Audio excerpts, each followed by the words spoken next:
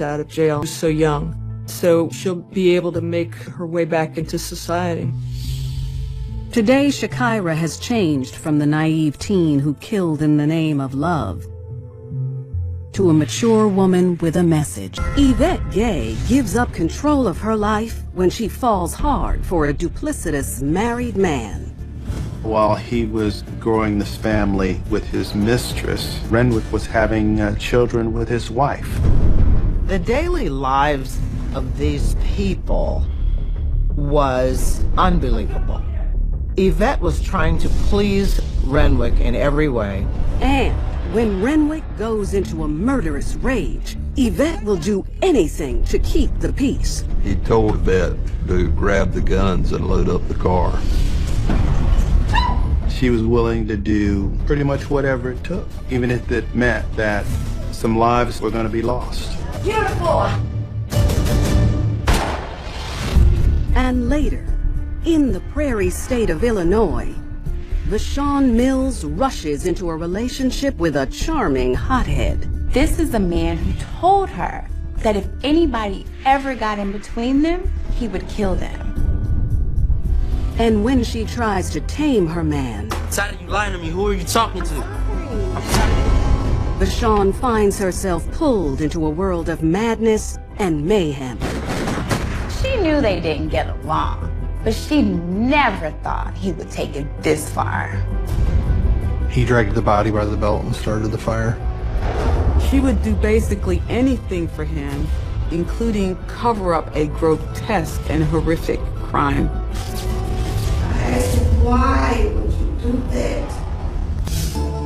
Yvette Gay is born into a chaotic home life in rural Washington, North Carolina. Yvette didn't really grow up in a very nurturing, loving, and kind environment. Her father had health issues that he was dealing with. He wasn't able to work. She had a mother who was diagnosed as a paranoid schizophrenic. She spent some time helping care for the family at times. She was one of 6 children. There was no love in that home. Growing up in a very chaotic household certainly can cause a lot of psychological dysfunction, but one learns that they can survive by just going along to get along. Amid all the chaos and heartache of home, Yvette still has one person she can always count on, her twin sister, Doris. They both had learning disabilities, but Doris had more proficiency than Yvette. And that made her protective. And their bond was not as equals necessarily, but as Doris in the role of the protector. In spite of their learning curve, the duo takes life by the horns. Yvette and Doris finished high school and got jobs in a crab factory where she and her sister worked together, but they brought their paychecks home to the family. By the time she's 21, Yvette is tired of taking care of her family. She has her own womanly needs and wants a man to satisfy them. Come meet my friend Renwick. And just down the road is 22-year-old Renwick Gibbs, who sells candy bars out of his car. Despite his juvenile occupation, he's all man when it comes to attracting the attention of a woman. It was casual. She wasn't intending for that to go anywhere. And of course, Renwick and Yvette, they just took that to a whole nother level. Yes, if you don't mind, I can maybe show you something. Yeah, go ahead. So it's with this right here, right? Okay. Renwick is a newlywed. He's married to a woman named Anne. But he doesn't let things like his marital status get in the way of pursuing the young twin. Yvette knew that Renwick was married. It was just 2 weeks after Anne and Renwick got married that Yvette became involved with him. Oh, okay. Have it down. Yeah, that's it.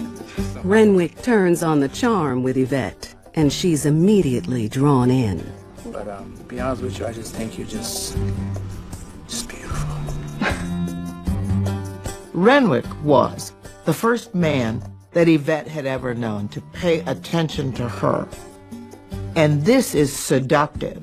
This is very often mistaken as love. But within the first month of their relationship, Yvette's sunny skies turn to clouds when she realizes not only is she Renwick's new mistress, but his latest victim. Renwick threatened Yvette on a regular basis. He was physically abusive of her. He was an angry man.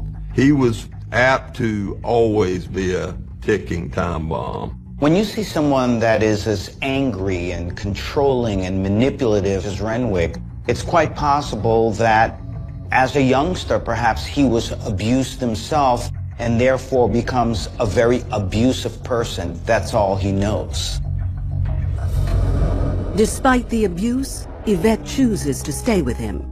And in just a few short months, Renwick convinces her to move in together, in a house 5 minutes down the road from where she grew up. Almost immediately, Renwick takes complete control of Yvette's life.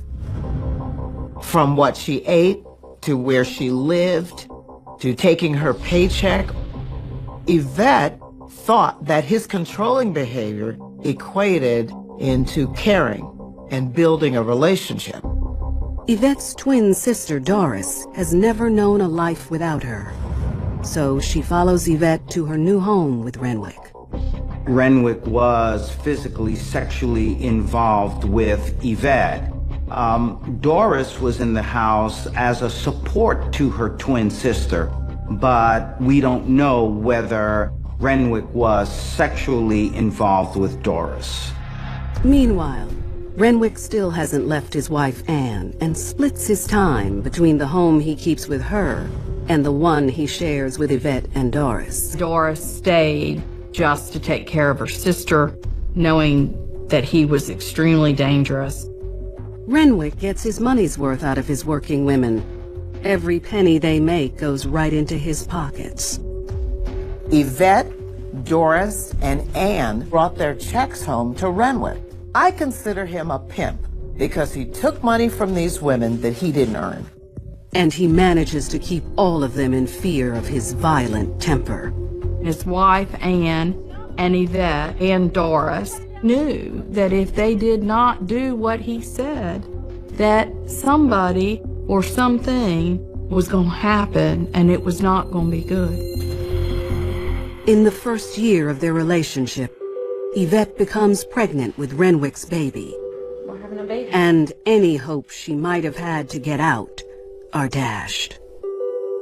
Yvette had a belief once she found out she was pregnant that she had to stay with Renwick in order for her child to be taken care of. She felt this was the card she was dealt. Meanwhile, Renwick is busy spreading his seed. Yvette isn't the only one having a baby. Within the first 2 years of the affair, his wife Anne is also having children. That increased the dependency. This compound of dysfunction continues to grow as Renwick is having children with Anne while he's having children with Yvette. And you expect me to come home? Huh? You expect me to come in? And Renwick's growing family does nothing to curb his violent streak. He was grossly abusive, and if he was mad at one woman, he would take it out on the other one. Yvette saw the dark side of Renwick, but she had not seen what was to come. In the battle for her man, Yvette will find a dark side of her own. The moment she got in bed with a married man, she gave up control of her life. Yvette decided that she would do whatever she had to do to be with this man. And she went down the darkest path possible to prove it.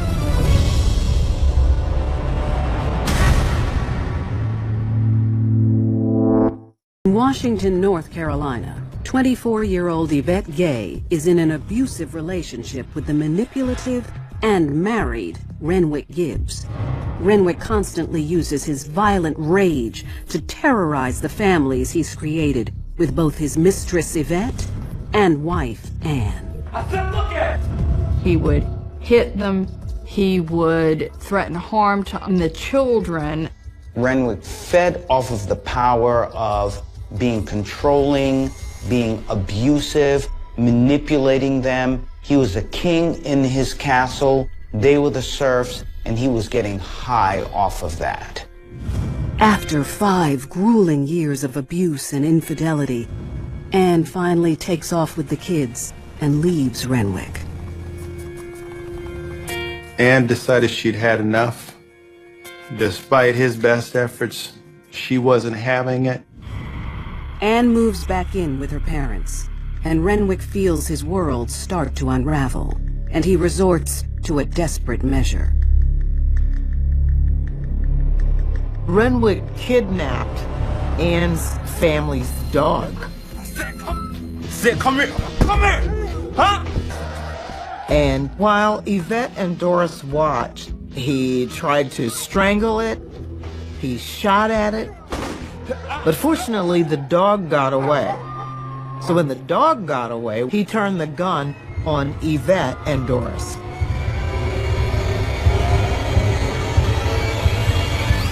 Put the gun down, please. No, put the gun down. Yvette begged him to lower the gun. He did, but he always used these heartless scare tactics to keep her under control. Yvette and Doris are safe, for now, but Renwick's rage is still boiling. Later that night, he devises a new plan to make his wayward wife pay. And he commands Yvette and Doris help him. This is gonna happen. Are you ready to do this? No. Renwick told Yvette and Doris that he was going to kill Anne, and he told them that they were going to help him. Go get the bullets. Go get the bullets! Yvette and Doris stayed in this very abusive relationship with Renwick because he had control over them. He had power over them. And you? Yvette begs Renwick not to make her do it. I need you to buck up, okay? Yvette had a moment where she wanted to get out of this, but Renwick told her she had no choice. I want you to see firsthand what's gonna happen to someone who disobeys and disrespects me. Where those bullets at? Where those bullets? Come on, let's go. Nothing can stop Renwick from executing his murderous plan. Follow me. He told Yvette to grab the guns and load up the car. I don't want to go. Renwick and Yvette gear up to pay an early morning visit to Anne. I said, Doris is ordered to stay behind. stay right there. Yvette stashes the weapons in the car, and she and Renwick make the 10-minute drive through the dark roads of Washington, North Carolina, to Anne's family home. They parked on the side of the road, figuring that they would be able to use the darkness and the quietness to slowly work themselves through the grass and come up to the house without being seen.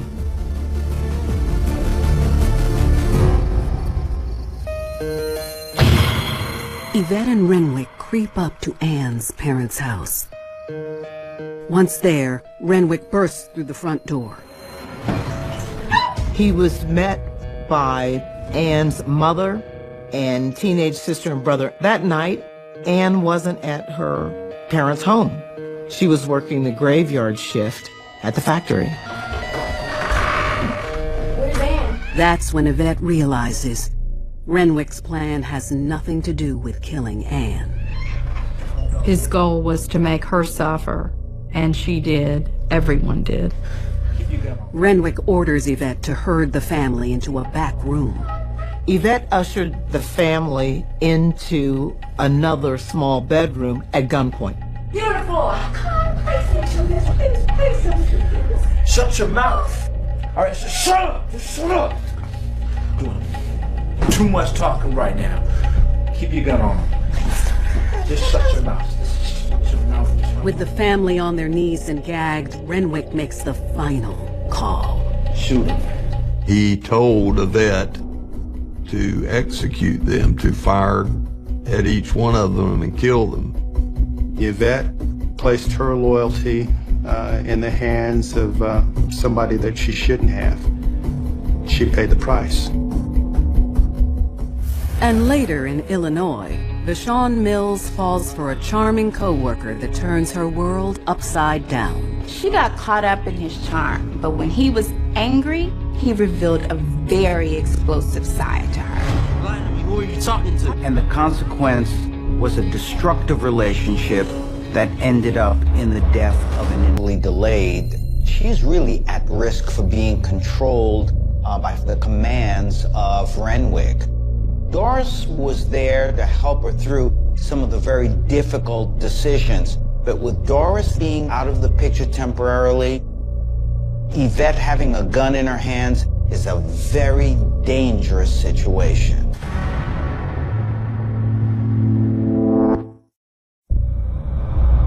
After 5 years of bouncing between wife Anne and mistress Yvette in Washington, North Carolina, Renwick Gibbs feels his tightly controlled world fall apart when Anne walks out on him.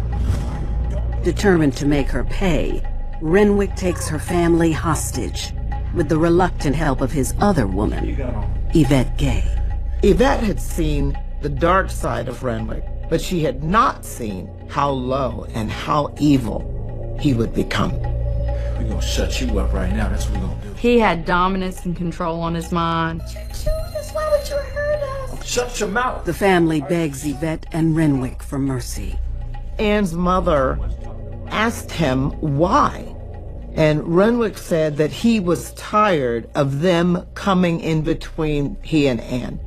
He was tired of them having control in her life, and he said he couldn't take it anymore.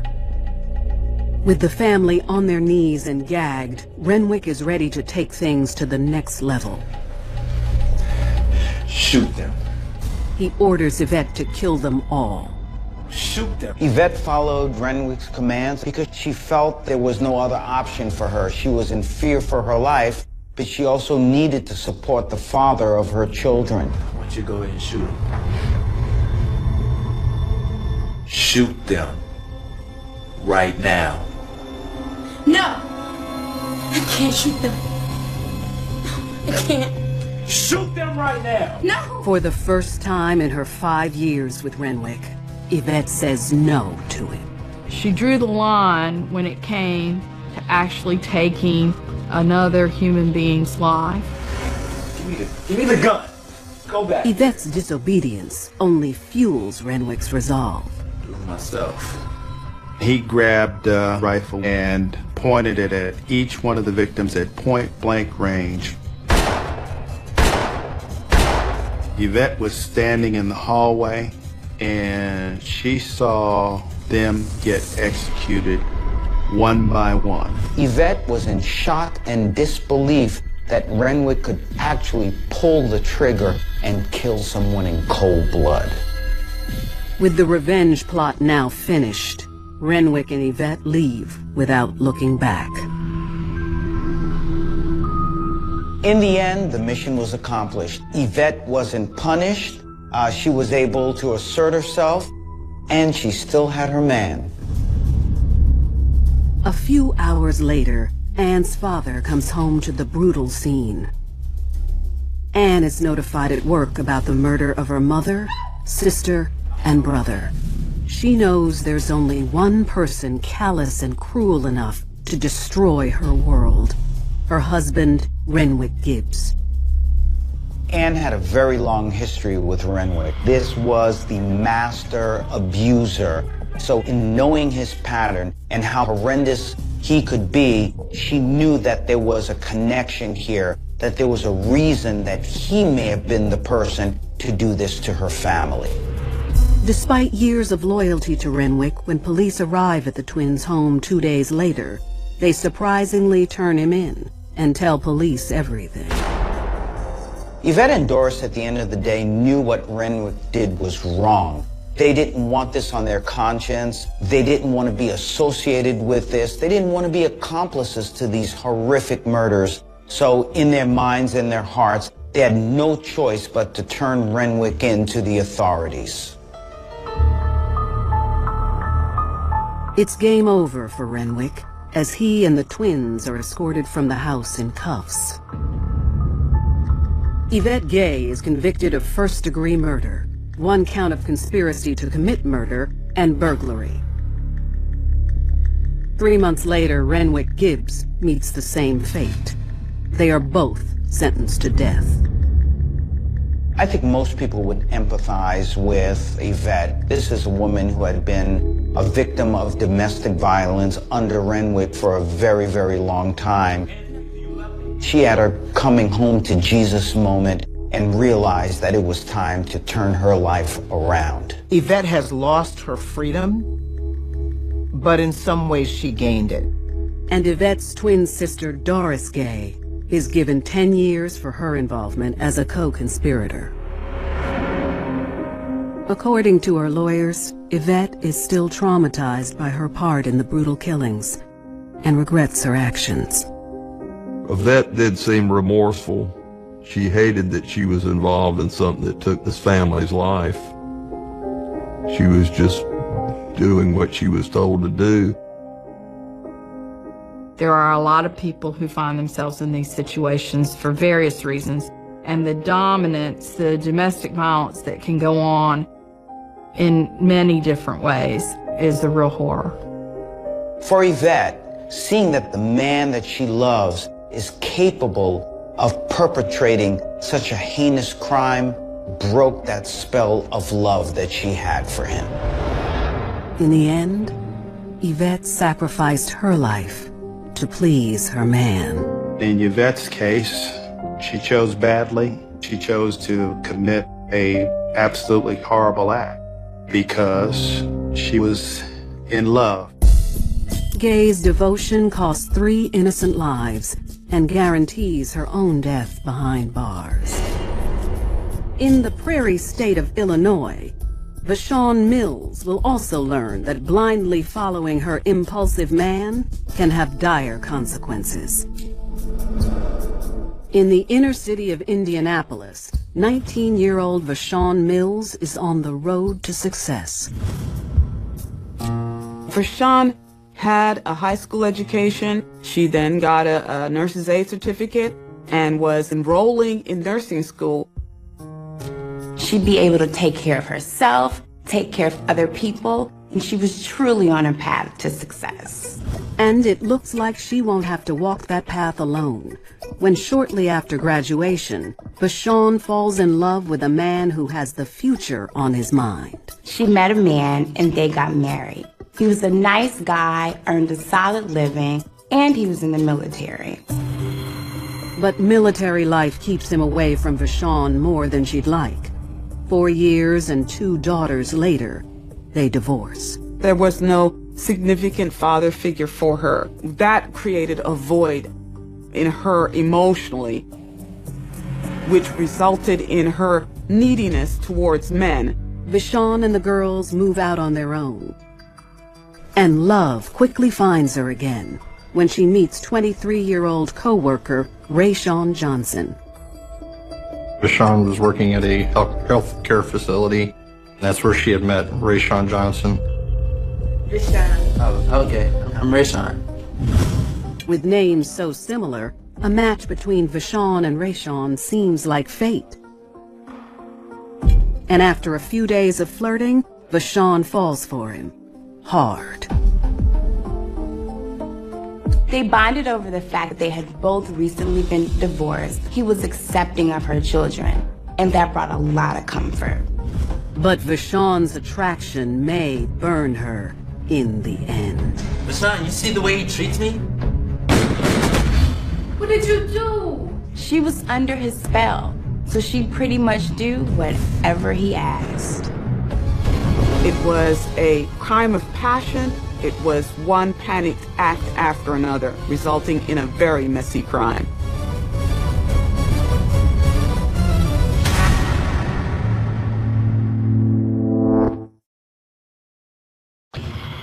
Newly divorced nursing aide Vashon Mills is falling hard for her co-worker Rayshawn Johnson in the inner city of Indianapolis, Indiana.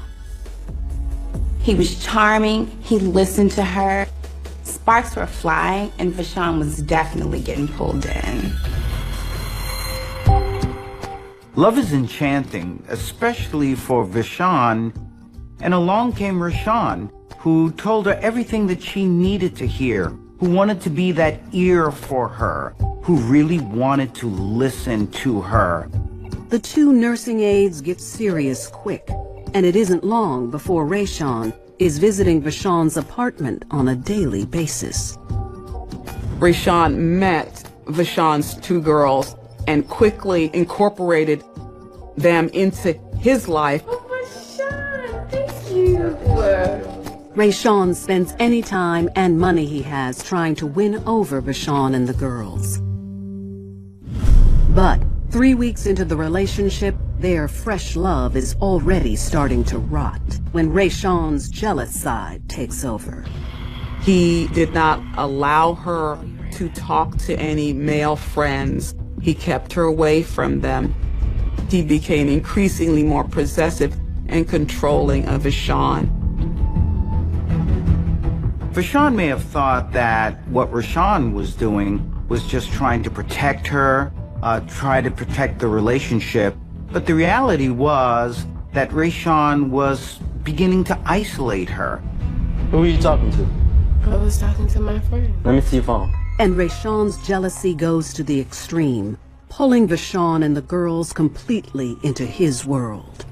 I'm tired of you lying to me. Who are you talking to? I'm not lying.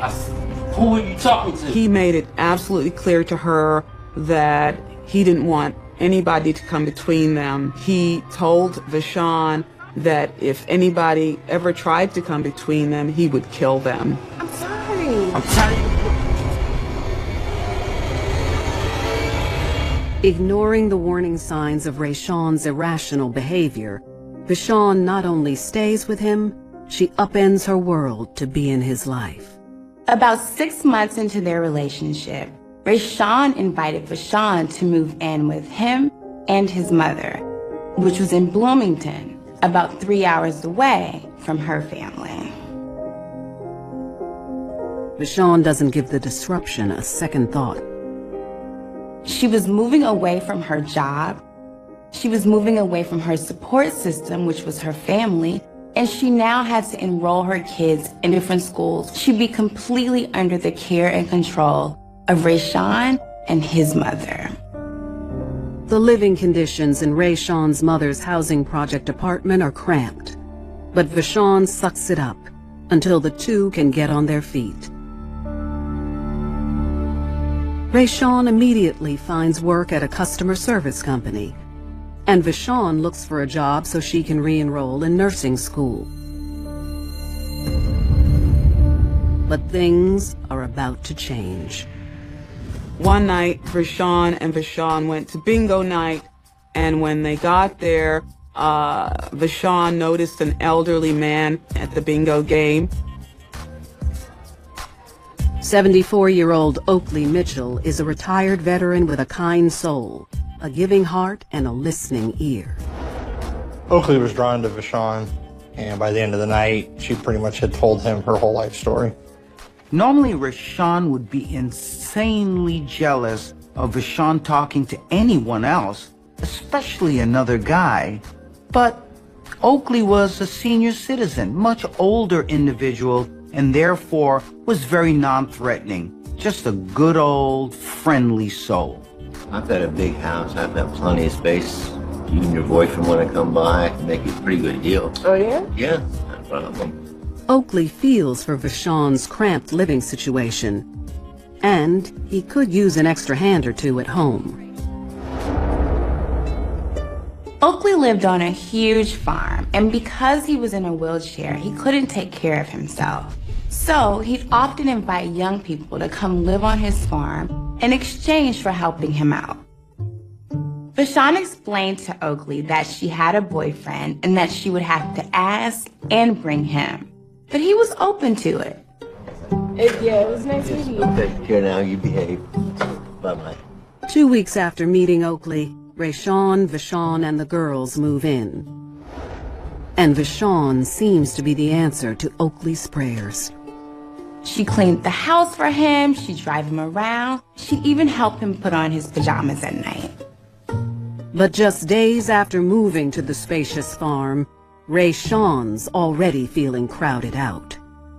From the time they moved onto the farm, Rayshawn was no longer in control. He was not the man of the house because it wasn't his house. He wasn't providing for her, Oakley was, and that did not sit well with Rayshawn. Hey, French dip. Rayshawn and Oakley were at each other's throats around the clock. She knew they didn't get along, but she never thought he would take it this far. After meeting Oakley Mitchell, Vashon Mills, boyfriend Rayshawn Johnson, and her 2 little girls moved to Oakley's farm in Secor, Illinois. Life on the farm was good. Vashon had more space, the girls could run around. Oakley had great company. Vashon was very fond of Oakley. She treated him like a grandfather. He didn't have any grandchildren of his own, so he enjoyed having Vashon and the children around.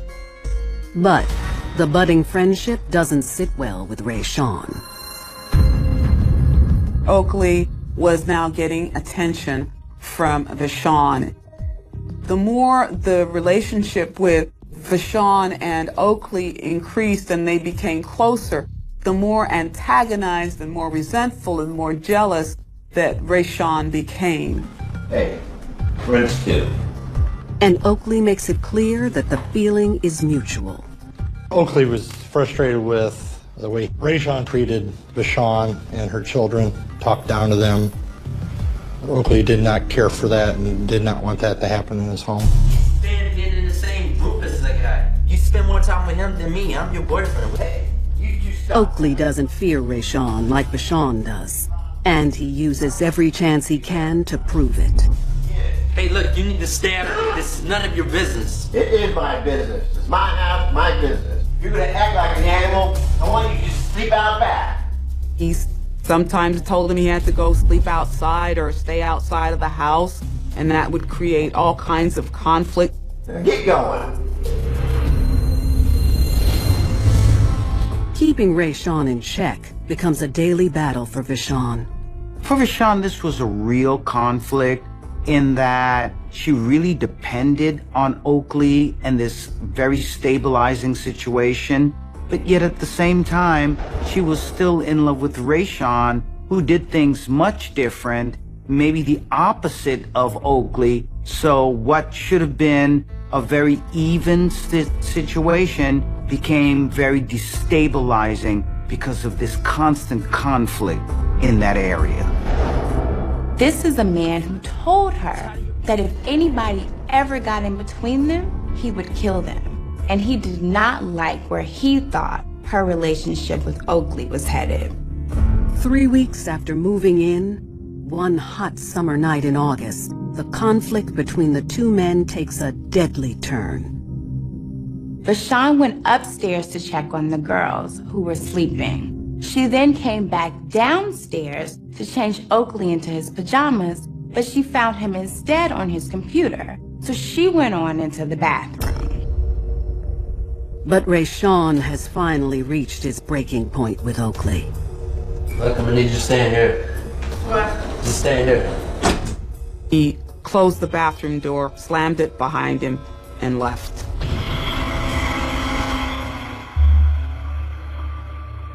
There is an eerie silence. And then 5 gunshots ring out. Vashon later exited the bathroom and saw Rayshawn in the hallway pacing back and forth with a handgun. She's seen and known that he carried that gun, but she'd never seen him use it. In Oakley's bedroom, Vashon makes a grisly discovery. She discovered Oakley slumped over his computer, and he had been shot. Oakley is dead, and Vashon is in a state of shock. She knew they didn't get along, but she never thought he would take it this far. She ran upstairs to check on the girls, and at some point, Rayshawn snapped out of his daze and started yelling for her to come back downstairs. Vashon does as she's told. When Vashon got back downstairs, Rayshawn wanted her to help him clean up the scene. She was faced with the decision to either turn him in or help him cover it up.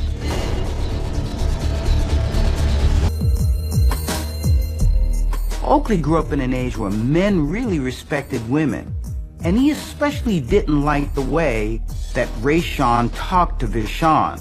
Little did he know, if he spoke up about it, it would get him killed.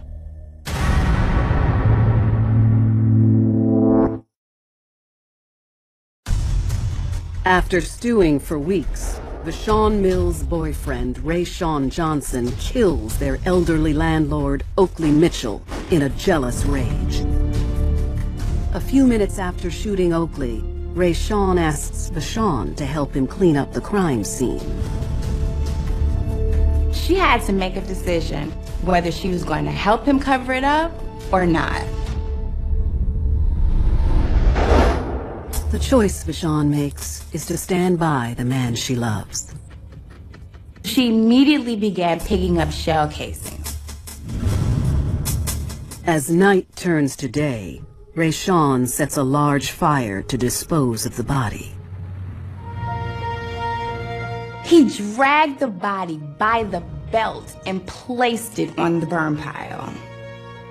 But before he got to the burn pile, he pulled Oakley's wallet out of Oakley's pocket and gave it to Vashon. That old saying, no good deed goes unpunished, is really true here. Because here you have Oakley, who just wanted to really help these people out. He didn't have to extend his home, but he did it. And so what does he get in return? He gets murdered. With the fire still burning, the couple flees the farm. They grabbed the kids and went to Bloomington to check into a hotel. Upon getting to Bloomington, they stopped at an ATM, withdrew $400 from Oakley's account. Vashon is really torn here, because on the one hand, she's really afraid that she might get caught up in this murder with her boyfriend. But on the other hand, she might have to turn against him and let him take the fall by himself. He had been there for her in her mind, and she felt that she had to be there for him till the bitter end. The next morning, Vashon and Rayshawn returned to the farm to check on the damage. They discovered that Oakley's body was only partially consumed. Vashon took the grotesque remains, threw them into the trunk of one of Oakley's cars, and drove to a bridge close by. Determined to rid himself of Oakley once and for all, Rayshawn tosses his body over the bridge, while Vashon looks on. Oakley's body didn't land in the water, so Rayshawn had to run down and push his body into the water. Then the couple heads off to spend Oakley's money as if nothing's happened.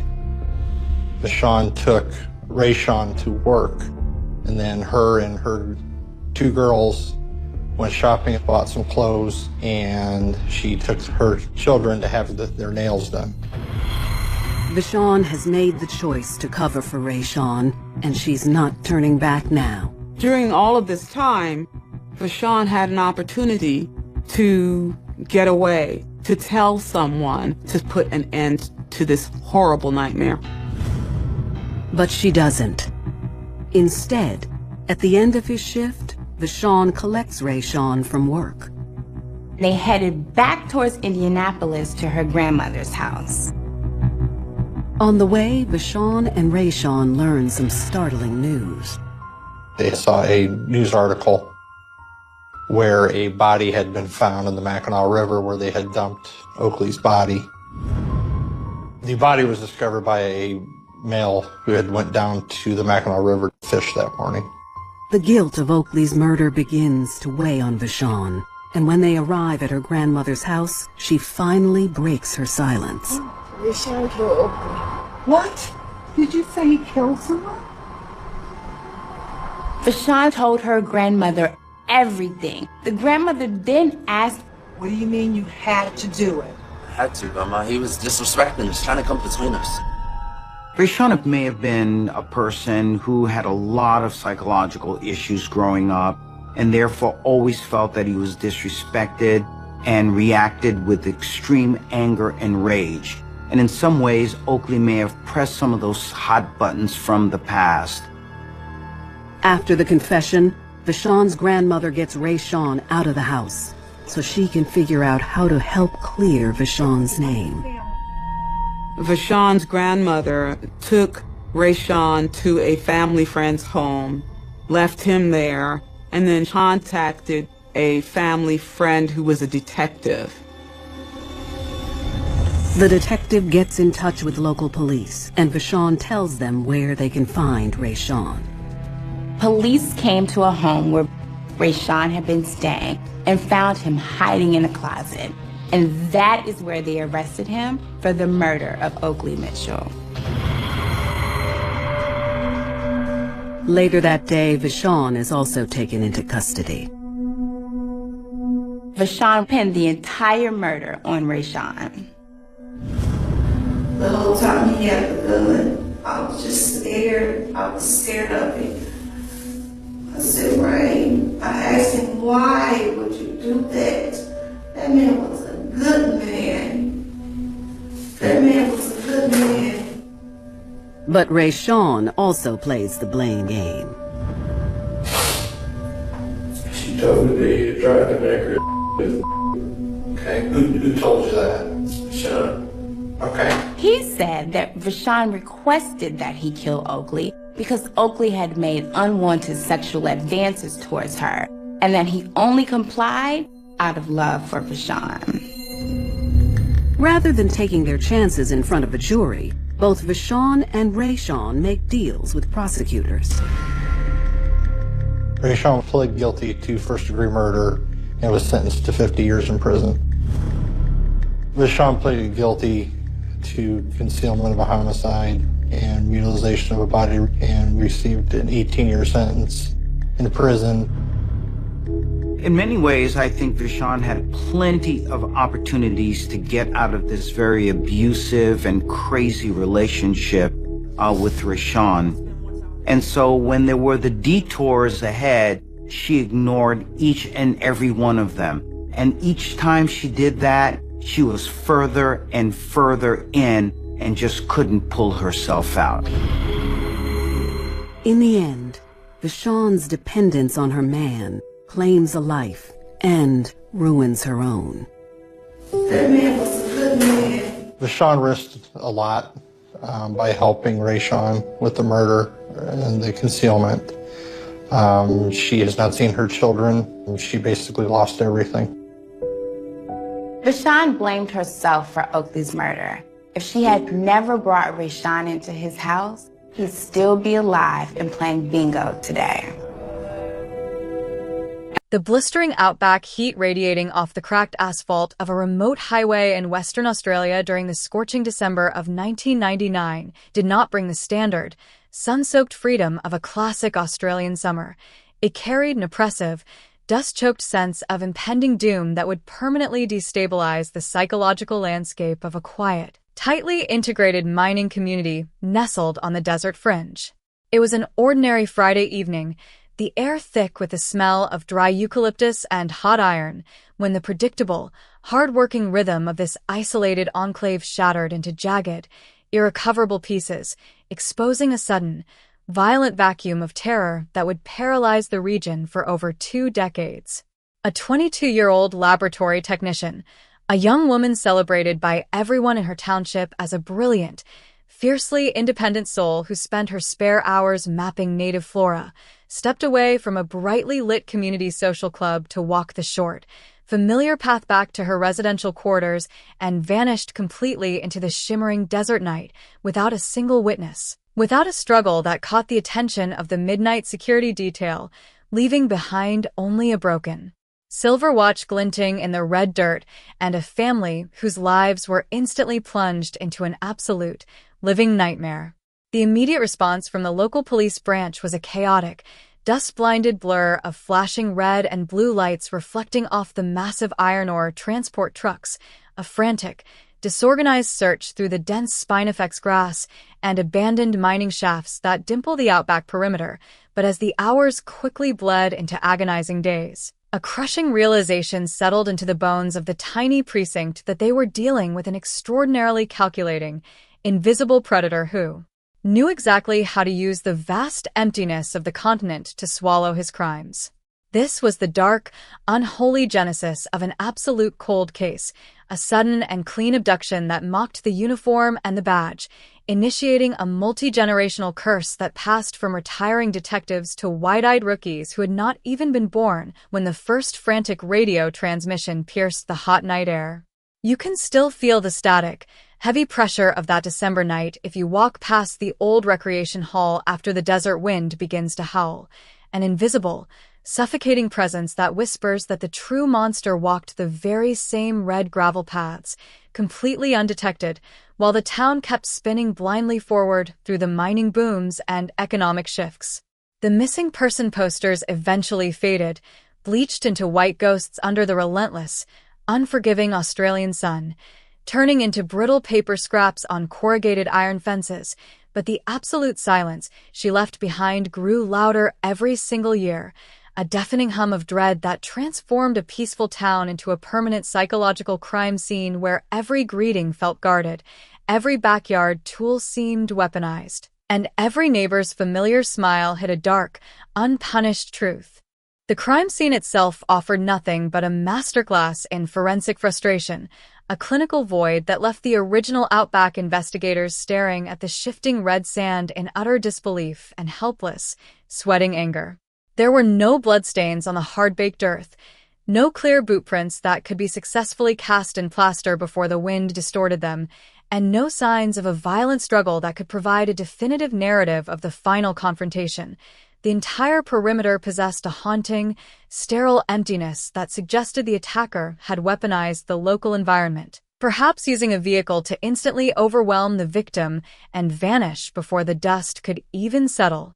A comprehensive grid search of the surrounding scrubland and ancient geological fault lines yielded only fragmented, frustrating dead ends, a single set of wide tire tracks on a dirt turnout that a sudden, unseasonal outback thunderstorm had already partially washed into red mud, a discarded canvas tarp near an old exploration lease that was too degraded by UV radiation for latent print development, and a series of highly contradictory statements from local shift workers who claimed to have heard a low, rumbling V8 engine at 1 a.m., but couldn't agree on whether the vehicle was traveling toward the coast or deeper into the unmapped interior.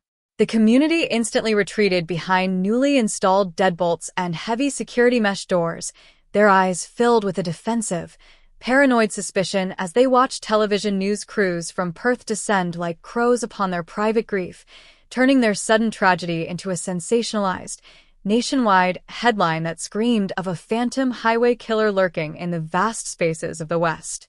This was a mystery sealed tight from its very inception, a cold case born from the total absence of physical clues and the paralyzing fear that locked the tongues of anyone who might have seen a rogue headlight moving through the midnight brush.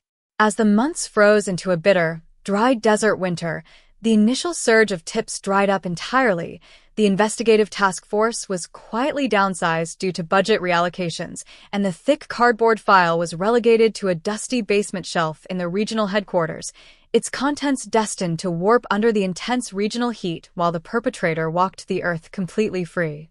The early days of the investigation were defined by a manual, grueling grind that relied on primitive methodologies that were utterly incapable of piercing the veil of absolute anonymity that the killer had wrapped around his crime.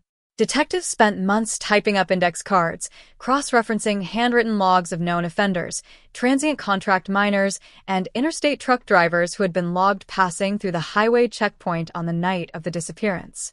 They conducted hundreds of high-pressure interviews, pushing suspect after suspect until their alibis were worn thin, yet every single promising lead eventually disintegrated into a dead end, leaving the department with nothing but a collection of shattered theories and broken promises. There was a persistent, whispering theory within the bullpen that the predator was not a drifter passing through from the northern ports, but a local resident who knew the specific patrol schedules of the two-man station, someone who understood exactly which stretches of the highway were entirely unmonitored by civilian eyes or security cameras. But in an era where DNA profiling was a highly restricted, infant science in metropolitan centers, suspicion without physical evidence was a useless weapon, and the file slowly became a monument to professional failure, a cold case that mocked the badge and the uniform every single day it remained unsolved.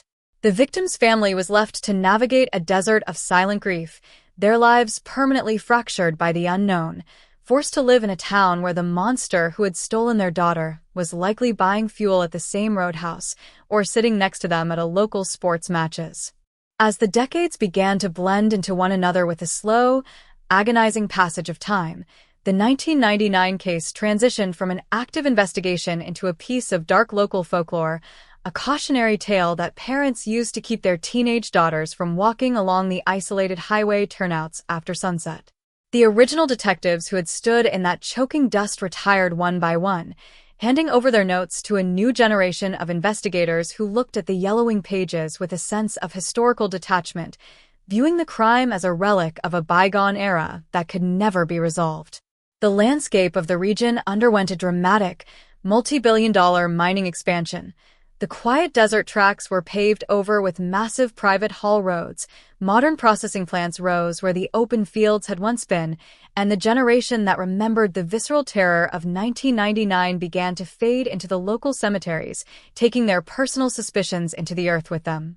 Yet, the perpetrator remained a living, breathing entity within the grand design of the state, a cold-blooded architect of destruction who had successfully mastered the art of complete social assimilation, watching the world transition into the smartphone age while remaining entirely invisible to the radar of modern law enforcement.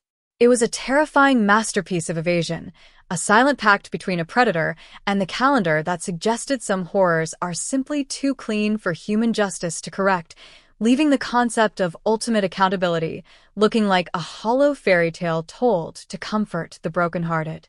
The absolute stagnation of the investigation was suddenly shattered 27 years later, in the winter of 2026, when a state archival reorganization project in an old facility outside Fremantle led to the discovery of a mislabeled cardboard box that had been entirely forgotten by the modern digital indexing systems. Inside this weathered container, buried beneath bundles of unrelated paperwork from old traffic audits, sat a secure, vacuum-sealed evidence bag containing a single piece of physical material that had been recovered from the highway turnout weeks after the 1999 disappearance, but had never been formally logged into the master system due to a catastrophic clerical error during the precinct's relocation. It was an old, oil-stained mechanic's rag that had been found caught in the low branches of a mulga bush near the tire tracks, an item that the original team had dismissed as roadside trash, but which had remained preserved in the dark interior of the storage facility, completely protected from the degrading effects of the outback sun. A specialized cold case team immediately seized the long-lost artifact, realizing that while human memory had failed and the original witnesses had scattered across the globe, this forgotten piece of cloth held onto a microscopic biological archive that 40 years of time could not erase. The long-lost evidence was instantly rushed to a high-tech forensic science center in Perth, where laboratory technicians utilized an advanced collection system to isolate several minute, untouched skin cell matrices that had been trapped deep within the coarse fibers of the oil-stained cloth. The genetic material was completely uncompromised, allowing the scientists to build a pristine, high-definition DNA profile of the individual who had handled the rag on that December night in 1999, a biological calling card of the killer that had sat in an administrative blind spot for over 2 decades. This profile was injected into the cutting-edge realm of investigative genetic genealogy, an advanced, high-tech methodology that searches through global public family tree registries to track an unknown suspect through the DNA profiles of his distant relatives, his ancestors, and his cousins.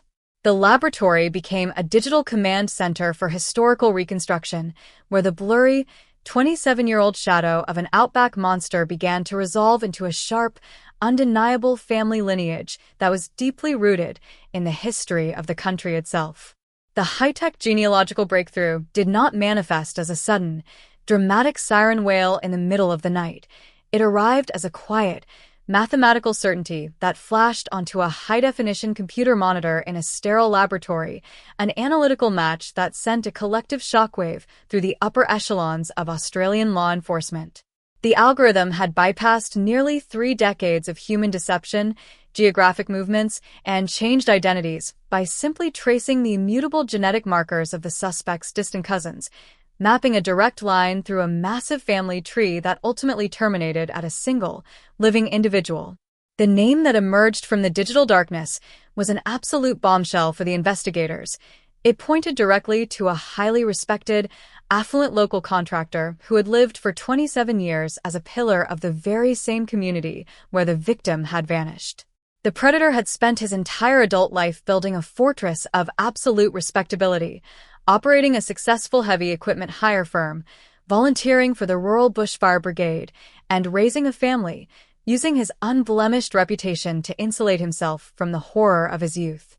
The detectives stared at the modern photograph of the suspect, their chests tightening as they realized that the monster who had eluded them for a generation had been living as a quiet, assuming neighbor, smiling at their community barbecues and driving the very same haul roads where he had hunted his prey in 1999. The planning for the final tactical arrest had to be executed with the surgical secrecy of a military operation, because a single leak to the regional media or a rogue radio transmission within the isolated town would allow the suspect to use his heavy machinery or private aircraft to flee into the deep, unmapped interior of the outback. A specialized team of tactical police and outside homicide investigators assembled in the pre-dawn darkness of a freezing desert morning, their unmarked four-wheel drives moving without lights through the industrial estate where the contractor's firm was headquartered.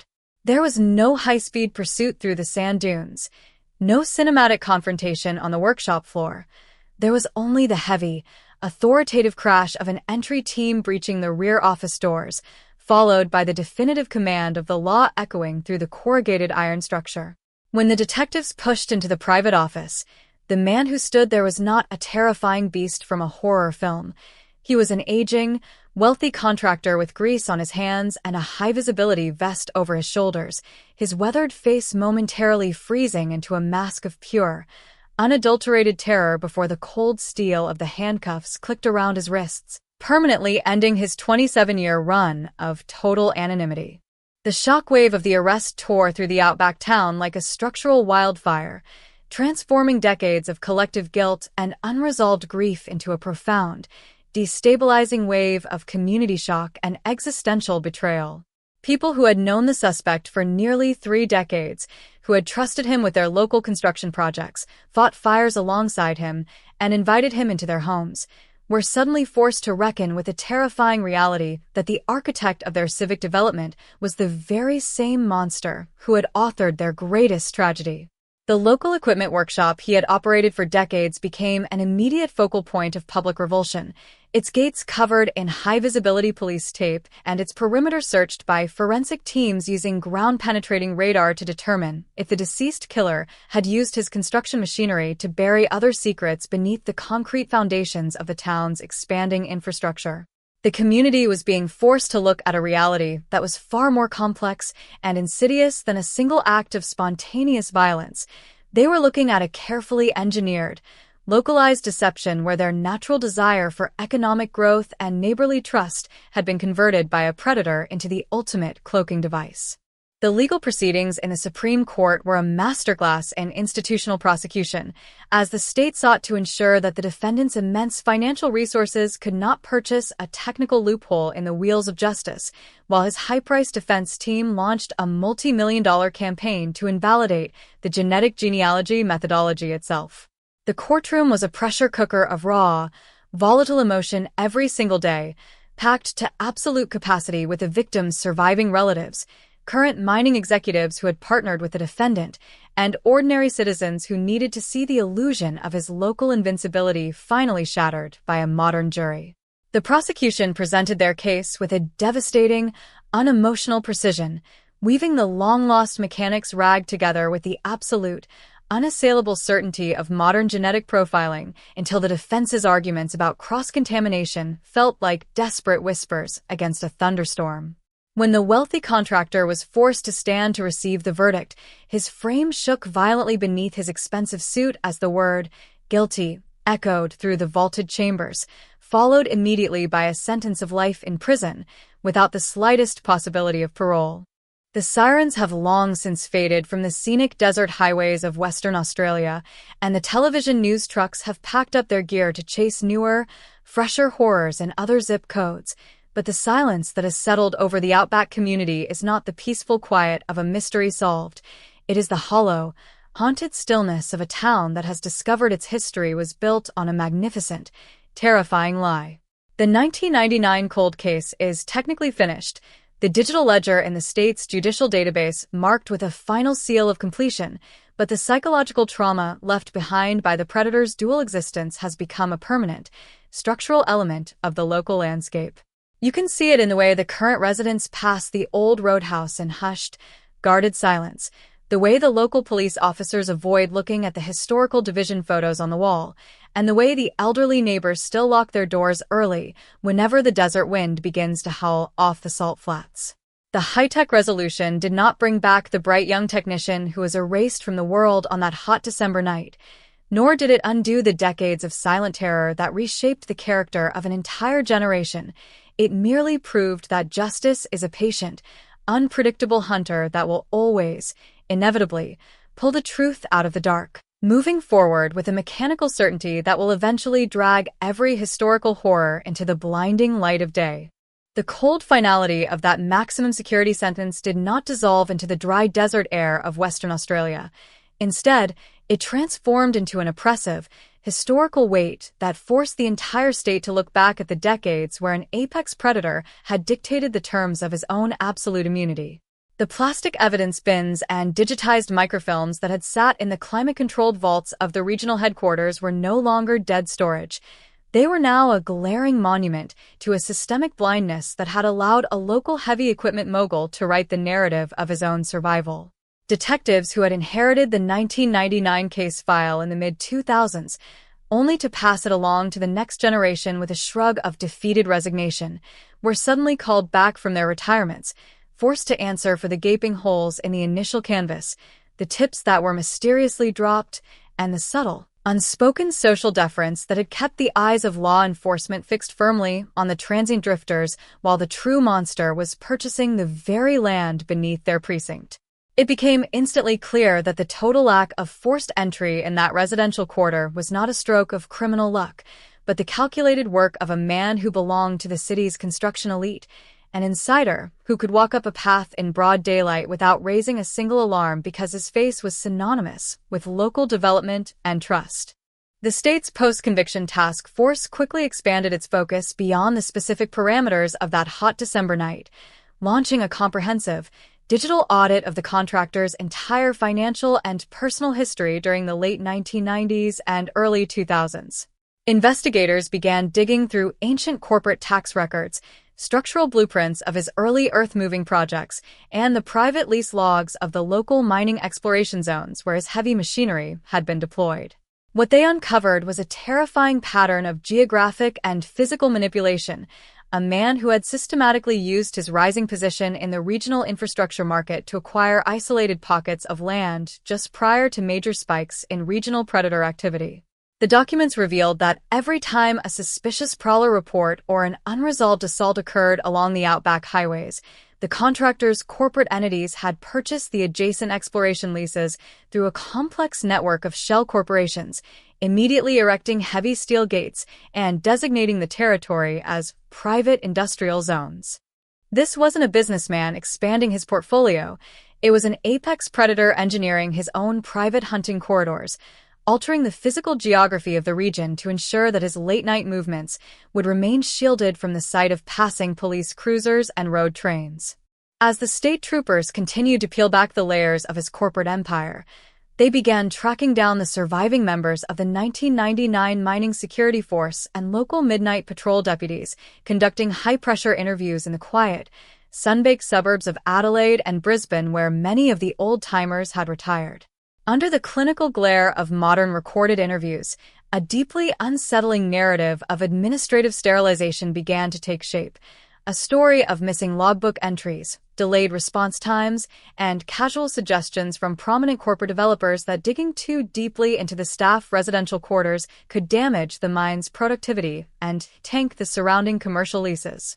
One retired sergeant recalled a specific afternoon in January of 2000 when the suspect, then a charismatic young contractor, had dropped by the station to deliver a massive donation to the police welfare fund, casually asking the captain over drinks if the laboratory had found anything useful on the highway turnout, his tone perfectly mimicking that of a concerned civic champion while his eyes remained cold and static as ice.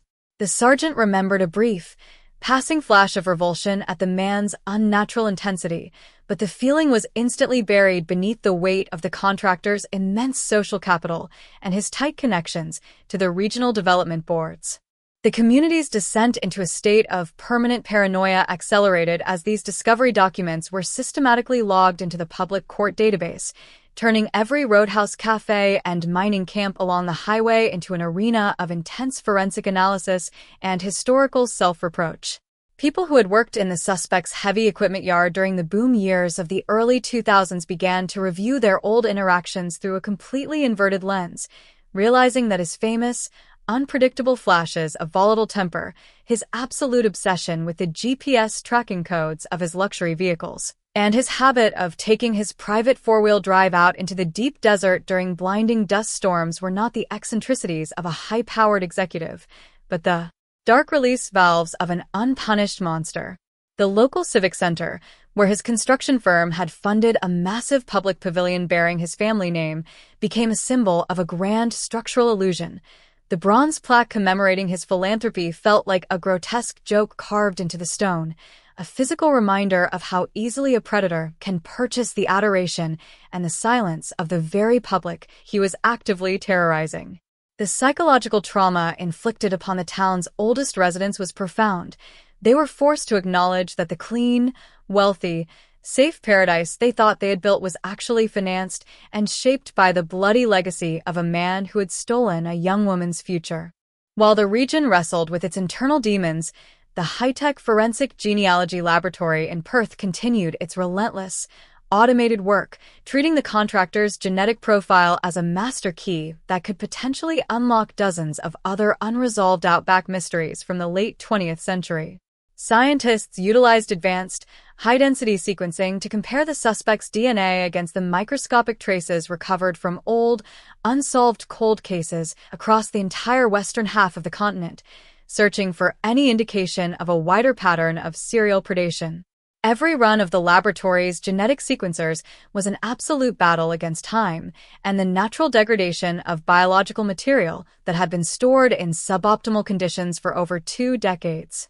The technicians moved through the ancient evidence bags with a hushed, military precision, understanding that their data was the only force capable of destroying the multi-million-dollar legal defense team that the suspect's estate had assembled to drag the case into an endless maze of appeals and technicalities. The defense strategy, heavily financed by the suspect's remaining corporate assets, began to flood the legal media with aggressive challenges to the state's investigative methodology, attempting to paint the use of public genealogy databases as an unconstitutional, dystopian surveillance dragnet that turned every citizen's medical data into a police weapon. They hired their own elite geneticists and privacy lawyers from Sydney and Melbourne, Men who held slick press conferences using highly technical language to suggest that the DNA sample recovered from the long-lost mechanics rag had been hopelessly cross-contaminated by decades of improper storage in a damp regional locker, rendering the high-tech match completely invalid. This was a calculated, expensive gaslighting campaign designed to plant a seed of existential doubt in the collective mind of the state's legal system, turning a straightforward trial about a violent murder into an abstract, terrifying debate about digital overreach, corporate data leaks, and the total erosion of personal privacy in the 21st century. The suspect himself remained completely stoic within the reinforced walls of his high-security cell, refusing to speak to the state's behavioral analysts, his demeanor transitioning from the initial, explosive outrage of a fallen titan to the cold, calculated silence of a sociopath who believed his money would eventually buy him a way out of the abyss. The social friction in the region reached a boiling point during the week of the post-conviction discovery hearings, an event that drew international true crime networks, legal analysts, and documentary filmmakers to the regional courthouse, turning the historic plaza into a chaotic jungle of camera cranes, satellite trucks, and shouting reporters. Local residents had to navigate a daily gauntlet of global media attention just to conduct their routine business, their private history and structural shame broadcast to millions of screens around the world as an example of the banality of evil in wealthy industrial enclaves. Inside the courtroom, the atmosphere was suffocatingly tense. The suspect sat between his high-priced attorneys, his weathered hair perfectly combed, his face an unreadable mask of corporate disdain, his eyes fixed firmly on the judge as if he could command a dismissal through the sheer force of his financial legacy. When the prosecution presented a new series of digital overlays showing that the suspect's early satellite phone, one of the primitive, heavy models from the late 90s, had consistently pinged towers adjacent to 3 other unresolved missing person cases along the desert tracks, a dead silence fell over the gallery. A cold shock that made the sound of the wind rattling the corrugated roof outside feel incredibly loud. The state's presentation was not merely an explanation of scientific data, it was a total execution of a manufactured legacy, a systematic, hour-by-hour destruction of the pristine public image that the suspect had maintained since 1999. They introduced a series of historical logistics logs from the heavy equipment yard showing that on the night of the abduction, his private earth mover had signed out of the depot under a false contract number, moving into the dark desert tracks without its safety lights active, effectively vanishing from the radar of the local mine patrol during the exact 3-hour window of the crime. They produced ancient personal banking records showing a sudden, unpublicized transfer of large sums of cash to a private bank account in Singapore just 48 hours after the search for the technician was officially launched by the sheriff's office.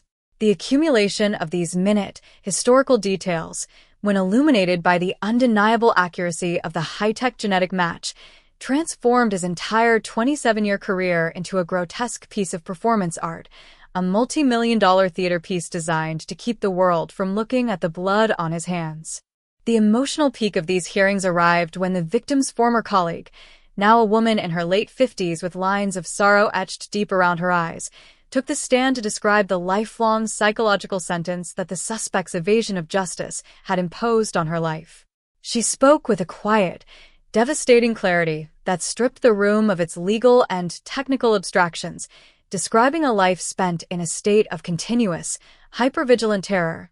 A 27-year nightmare where she checked the perimeter fences of her quarters 3 times every single night, unable to shake the memory of that empty red dirt path and the smell of hot dust that had filled her lungs in 1999.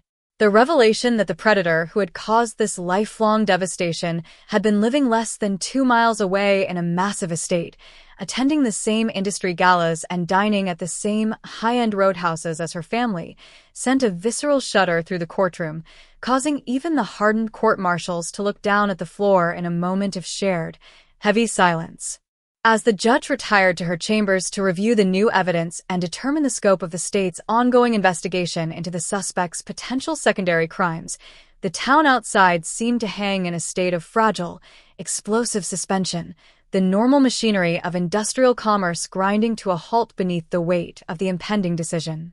The local police department, which had been under a cloud of intense public scrutiny since the high-tech arrest exposed the failures of their historical predecessors, stationed extra units around the suspect's earth-moving headquarters and his vacant desert properties, fearing that the raw, volatile anger brewing in the neighborhoods could erupt into vigilante action or public destruction.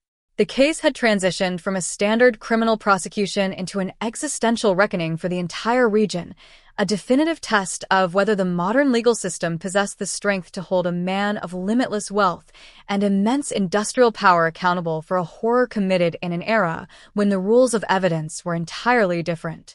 The deep, heavy silence that occupied the desert streets during those hours of waiting was the silence of a structural wound that could never be healed by a legal document, a cold realization that regardless of the final ruling, the wealthy outback paradise they thought they inhabited had been built over a dark, unresolved cavern of absolute malice. The subsequent refusal of the appellate courts to grant the suspect a temporary release on bail, despite a massive financial bond offered by his remaining construction entities, signaled the true collapse of the contractor's multi-million-dollar defense strategy, plunging his legal team into a state of chaotic internal recrimination. The high-priced attorneys from Sydney, who had confidently promised to dismantle the state's genetic genealogy methodology on constitutional grounds, were forced to watch as the historical geography of their client's rise to power was methodically mapped by state investigators using modern digital tracking matrices. The state's technical team did not rely on the fading, subjective memories of the few surviving 1999 witnesses. They assembled a clinical, digital recreation of the Western Australian highway system as it existed 27 years prior, utilizing ancient geological surveys and satellite reconnaissance photos to prove that the suspect's early excavation sites perfectly mirrored the geographic path of the predator's movements. This virtual blueprint left no room for legal theater or smooth rhetoric. It demonstrated with mathematical precision that the contractor had systematically used his early access to vacant, half-cleared mining leases to orchestrate his late-night hunts, using his professional keys and heavy vehicle clearances to turn the expanding desert fringes into his private, unmonitored stalking grounds. The structural weight of these expanding disclosures initiated a secondary, deeply destructive wave of paranoia across the affluent residential enclaves that line the desert valley, forcing the region's elite to examine their own multi-generational social circles with a sharp, defensive terror. At the local industry clubs and charity boards where the weathered billionaire had once commanded absolute deference, his name was suddenly purged from the official archives with a frantic, bureaucratic panic, his former associates scrambling to distance their corporate entities from the radioactive fallout of his exposure. Men who had traveled to the remote exploration fields with him on his private aircraft during the late 1990s began to look back at those weekend excursions with a sudden, sickening clarity, recalling his obsessive insistence on flying away from standard aviation radar corridors, his complete lack of empathy during casual conversations about regional crimes, and his rigid, volatile reaction whenever anyone looked too closely at the secure, locked storage compartments beneath the main hangar floor. The luxury aircraft, which had once been a premier symbol of high society networking and industrial prestige, was now towed to a secure state storage facility in Learmonth, its airframe being systematically dismantled by forensic teams using advanced chemical imaging sprays to search for the invisible, biological phantoms of past violence that time could not completely erase. The community's sense of security was further decimated when the state prosecution filed a massive asset forfeiture lien against the contractor's primary heavy equipment firm, a legal maneuver that effectively froze hundreds of commercial infrastructure contracts and mining developments across Western Australia, triggering an immediate, structural recession within the local economy. Earth-moving sites that had been scheduled to clear thousands of hectares of rich iron ore ground along the desert fringes were suddenly abandoned overnight, the massive dump trucks and excavators left to rust against the backdrop of the red sand dunes like mechanical skeletons marking the sudden execution of a corporate empire. Small business owners and local suppliers who had signed multi-year logistics agreements with the suspect's yard found themselves facing sudden, absolute financial ruin, their life savings trapped in a sprawling legal void created by their proximity to the killer's money laundering matrix. The town was learning through the brutal realities of canceled credit lines and frozen bank accounts that their decades of industrial prosperity had been directly subsidized by the silence of a monster, that the multi-million-dollar mining boom that transformed the region in the late 20th century was merely a glittering, corporate shield built to buy the absolute blindness of the public. While the corporate landscape imploded, the forensic technicians inside the state's high-tech laboratory continued their relentless, automated excavation of the biological evidence recovered during the pre-dawn raid on the contractor's industrial office, operating with the hushed, military precision of scientists handling high-yield explosives. They utilized advanced mass spectrometry to analyze the chemical composition of items that had been hidden in the secret warehouse safe, discovering that the suspect had maintained an extensive, private collection of vintage maps, original police radio frequency charts, and microfiche copies of mining lease applications dating back to the winter of 1999. This hidden archive was a terrifying testament to his psychological structure, a proof that his 27-year public career as an infrastructure pioneer was an entirely artificial performance, a superficial layer of normalcy curated to distract the world, while his true identity remained locked in the dark with the memories of his victims. The technicians were working to match the microscopic touch DNA signatures found on these preserved documents with unresolved missing person profiles from across the entire continent, transforming the heavy equipment mogul's private collection into a comprehensive, automated map of serial predation that threatened to rewrite the true crime history of the nation. The defense team, recognizing that the clinical accuracy of the genetic genealogy match had rendered their traditional arguments about environmental cross-contamination completely obsolete, shifted their public relations campaign to a desperate assault on the physical health of their own client, suggesting that the 74-year-old contractor was suffering from advanced cardiovascular decline that made it impossible for him to survive the stress of a full trial. They released a series of highly publicized medical reports from private medical consultants in Perth, claiming that the suspect's silent, uncooperative posture in his cell was not the behavior of a cold-blooded sociopath, but the symptom of a rapid, age-related physical deterioration that threatened to cause a fatal event at any moment. This was a classic, high-stakes legal maneuver designed to keep the suspect from ever having to face a public jury in a full capital murder prosecution, an expensive attempt to bypass the demands of historical accountability by wrapping the killer in the protective, medicalized armor of an unpunished infirmity. The state prosecution responded instantly by filing a motion for an independent evaluation by a panel of state-appointed medical experts, setting the stage for an intense, highly volatile fitness hearing that would turn the vaulted halls of the courthouse into an arena of deep psychological and medical warfare.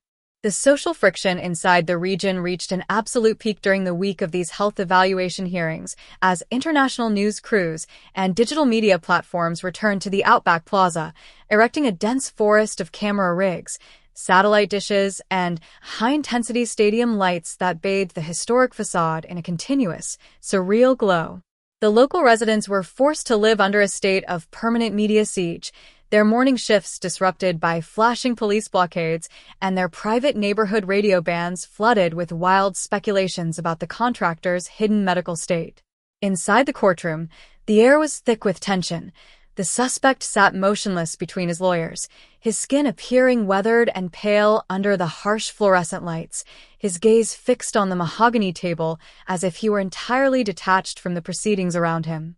When the lead state medical expert took the stand, his voice carrying the calm, clinical authority of a physician who spent decades evaluating the country's most deceptive defendants, he systematically dismantled the defense's narrative of physical frailty, demonstrating through a review of the suspect's recent recorded jail communications that his nonverbal posture was a highly calculated, deliberate strategy of non-cooperation designed to control the flow of evidence.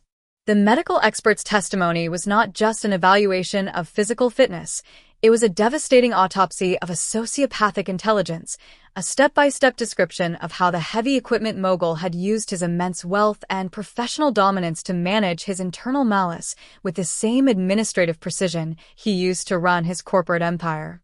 The expert revealed that during his closed-door evaluations of the suspect, whenever the 1999 highway turnout or the specific mechanics rag was mentioned, The contractor's internal biometric markers, measured by hidden thermal monitors, showed a sudden, explosive spike of acute psychological awareness that completely contradicted his outward expression of blank, frail indifference. The killer was not forgetting his crime. He was actively, intensely remembering it, his brain functioning with the hypervigilant clarity of a hunter who understood that the state was currently tracing the exact trajectory of his historical sins. The revelation that the weathered grandfather was performing a masterfully crafted act of physical decline to protect his multi-million-dollar estate from the scales of justice sent a wave of visceral fury through the crowded gallery, hardening the expressions of the victim's surviving relatives who sat in the front row, their eyes locked on the back of the defendant's head. The emotional climax of the hearings arrived on a Thursday afternoon when the prosecution introduced a series of audio logs that had been captured by the prison's internal security network just 3 days after the Heavy Depot arrest, recordings of a whispered conversation between the contractor and his primary corporate attorney during a mandatory visitation window. In the recording, the suspect's voice was entirely devoid of the frail, trembling quality his defense lawyers had displayed to the press. It was sharp, arrogant, and filled with a cold, calculating authority as he ordered his associate to immediately liquidate 2 specific commercial property trusts in Broome and transfer the liquid funds to an offshore bank account in Mauritius before the state could finalize its asset forfeiture liens. The audio was an absolute bomb dropped into the center of the courtroom, an undeniable proof of absolute mental clarity and active criminal coordination that shattered the illusion of physical decline beyond any hope of legal resurrection. The judge did not hesitate. She stood from her bench and delivered an immediate, blistering oral ruling that found the defendant completely fit to stand trial, ordering that the selection of a capital jury begin immediately without any further delay or technical postponement. As the courthouse doors swung open that evening, releasing the packed crowd into the cool, damp desert air, the town outside seemed to absorb the ruling with a collective, heavy stillness, the realization settling into the bones of the community that there would be no clean, clinical escape from the horror of their history, that their most prominent citizen was going to be forced to stand before a jury of his peers and answer for the blood on his hands. The local police department, facing an intense wave of public scrutiny as the media continued to exhume the investigative failures of the 1999 precinct, stationed extra tactical units around the courthouse perimeter, fearing that the volatile mixture of multi-generational grief and corporate betrayal could boil over into public unrest before the first juror could be sworn in. The case had long since ceased to be a standard criminal prosecution. It had become an existential trial for the character of Western Australia's industrial heartland, a question of whether the unassailable power of modern forensic science could successfully break through the ultimate fortress of elite privilege and corporate wealth to deliver a long overdue debt to a young woman who had been erased from the world 27 years prior.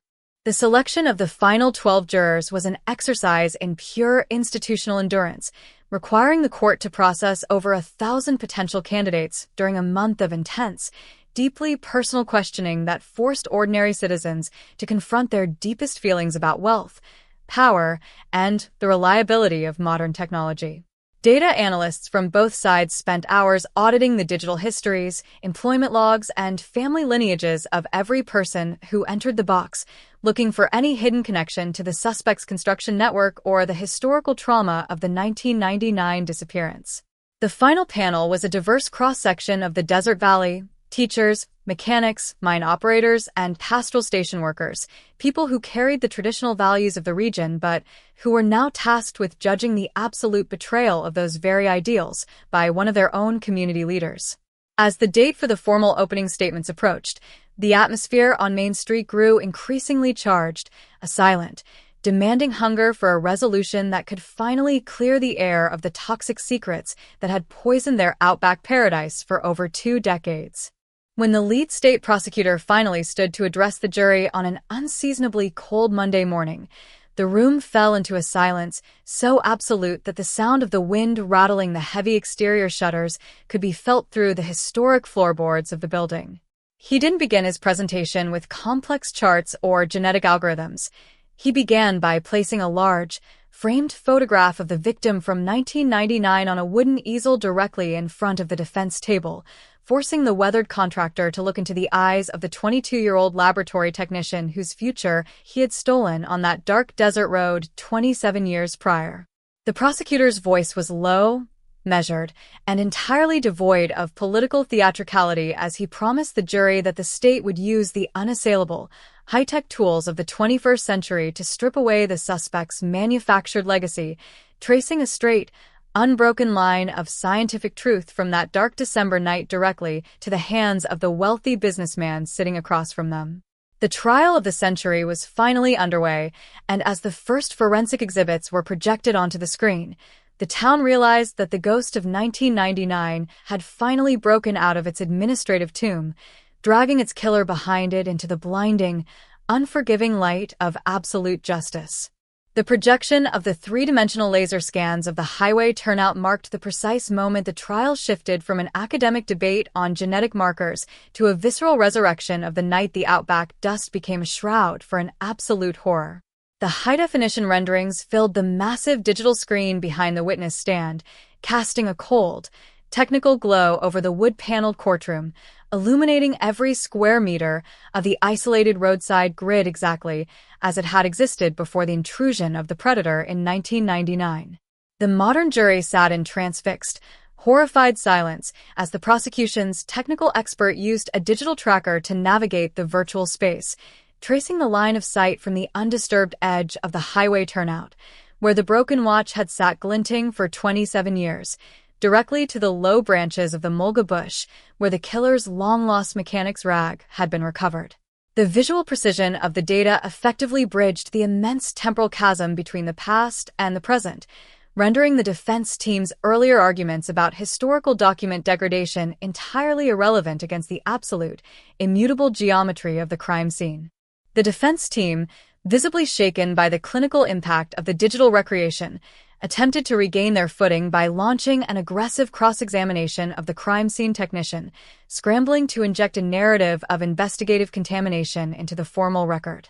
They produced ancient black and white photographs of the 1999 responding deputies, pointing out that several officers were not wearing modern forensic protective gear, their ungloved hands holding heavy lanterns and clipboard documents as they navigated the red dirt during the initial, chaotic search through the desert dark.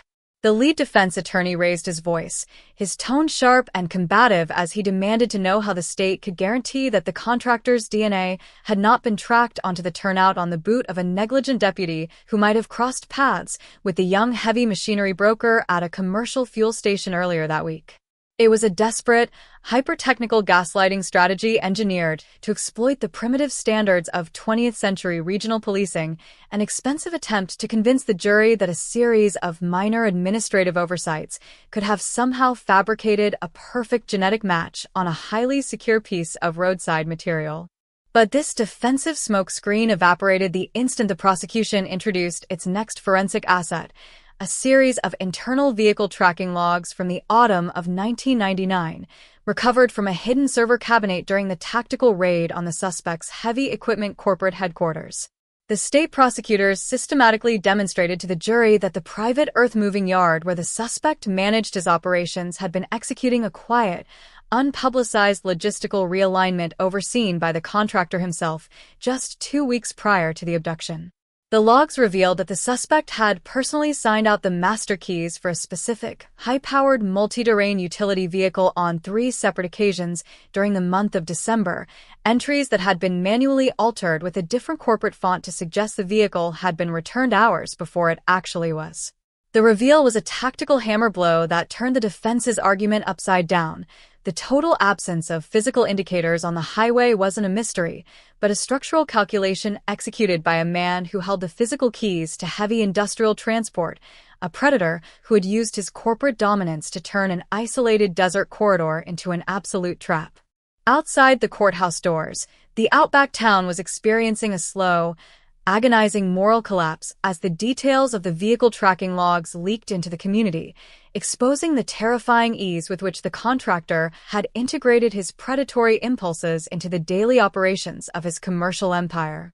Longtime residents who had hired the suspect's firm to clear their own commercial properties, level their home foundations, and dig their rural water dams felt a sudden, visceral wave of nausea as they realized that the massive machinery used to shape their private livelihoods was the exact same infrastructure that had enabled a predator to target and swallow up the young laboratory technician. The local council, which had recently planned a civic ceremony to honor the suspect's company for its role in developing the township's primary transport hub, canceled the event overnight, the empty concrete pavilion looking like a modern ruin marking the sudden, violent execution of a manufactured reputation. The trial reached a new level of clinical horror when the state called a forensic mineralogist who specialized in the long-term preservation of microtraces in arid outback environments, a witness whose testimony was designed to dismantle the defense's final narrative of innocent mechanical contamination.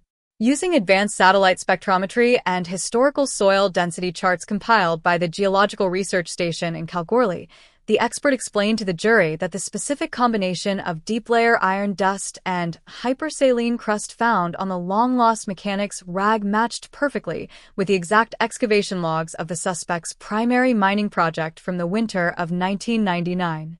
The defense lawyers objected frantically, their voices cracking with tension as they argued that iron dust was standard across every industrial vehicle in the West, and that the testimony was purely speculative, intended only to inflame the passions of a jury.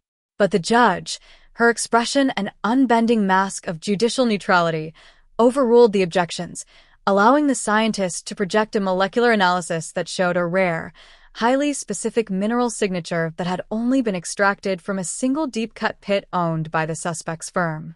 The atmosphere in the room turned ice-cold as the prosecutor asked the expert to describe the specific degradation patterns of that deep-layer mineral dust when exposed to the extreme heat cycles of the desert over a 27-year period, forcing the jury to listen to a cold, chemical description of how a piece of evidence can hold onto the precise geographic signature of its origin across generations of time.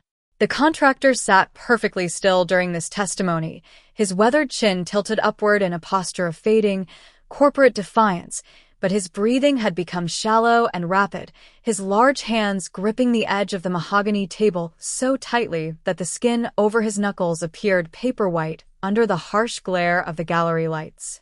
The community was being forced to realize that the man they had celebrated as a pioneer developer, the heavy equipment champion who had built their regional infrastructure, was a master of physical and geographic evasion who had used his intimate knowledge of the desert's geology and commercial logistics to shield his movements from the sight of the law.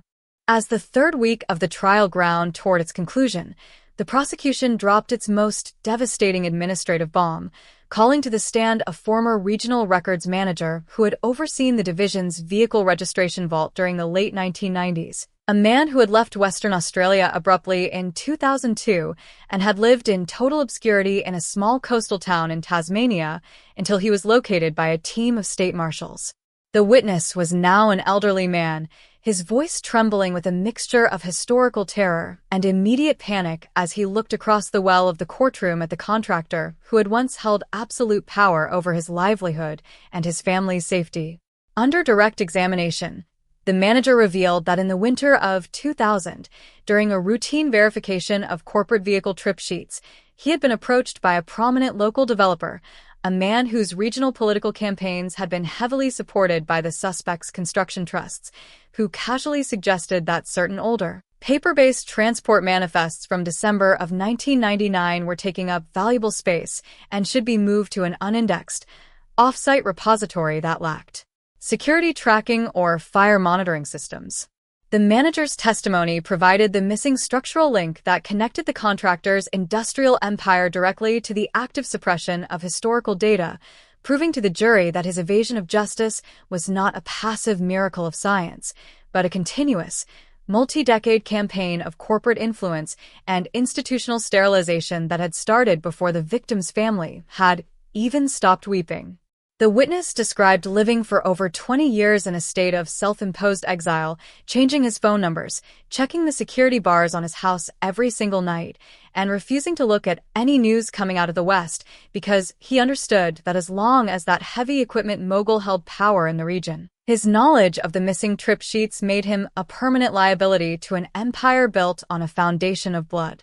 The defense team's cross-examination was an exercise in pure structural aggression, trying to paint the elderly manager as an unstable former employee who was fabricating a Hollywood-style municipal conspiracy to settle an old administrative grudge against his former supervisors.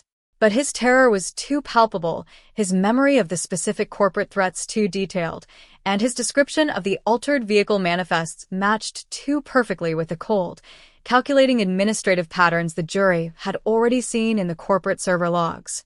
The weight of this accumulation of evidence began to take a visible, physical toll on the city's current industrial and political leadership, who were now arriving at the courthouse each morning with the hollow eyes and exhausted postures of public servants who knew they were trapped in a room with a history that could not be defended by normal bureaucratic public relations. They were no longer releasing polished, reassuring press statements to the local true crime bloggers or the mainstream networks. They rushed past the microphones with their heads down, their briefcases clutched to their chests like shields, their confident public declarations of community safety replaced by a total, sullen silence that perfectly mirrored the dark reality of the documents being entered into the record. The community outside had reached a state of emotional saturation, a collective realization that the trial was not just a historical review of a single unsolved crime, but an autopsy of an entire era of the region's history, an era where industrial dominance, infrastructure growth, and polite community performances were allowed to buy an absolute exemption from the moral and legal laws of the universe. The final closing arguments of the state were scheduled for a Monday morning that brought a sudden, violent desert dust storm to the township, with heavy sheets of red sand lashing against the tall arched windows of the courthouse, creating a natural, dimmed soundtrack that matched the dark gravity of the moment.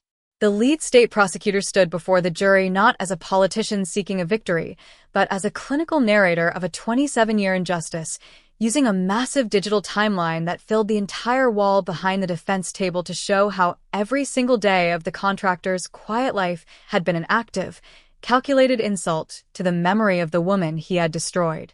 He walked the jury through the high-tech genetic genealogy matches one last time, then connected them to the equipment logs, the deep-layer mineral charts, the transport manifest alterations, and the hidden warehouse files, weaving these separate pieces of historical debris into an unassailable mountain of ironclad, scientific certainty. He pointed his finger directly at the weathered billionaire, his voice steady and echoing through the vaulted space as he demanded that the jury finally strip the predator of his titles, his wealth, and his freedom, returning the town to a reality where the law applied equally to everyone, regardless of the heavy machinery they owned or the corporate networks they commanded. When the defense stood for their final address, the argument felt entirely hollow, a repetitive recitation of constitutional technicalities about digital data privacy and global genetic tracking algorithms that sounded completely insignificant against the reality of a life violently interrupted and a community systematically deceived for a generation. They tried one last time to invoke the image of the dedicated infrastructure pioneer, pointing to the public roads, the industrial parks, and the outback development zones that the suspect's firm had constructed across Western Australia since the 1990s, but the words fell flat in a room that was still echoing with the description of altered manifests and deep-cut mineral dust.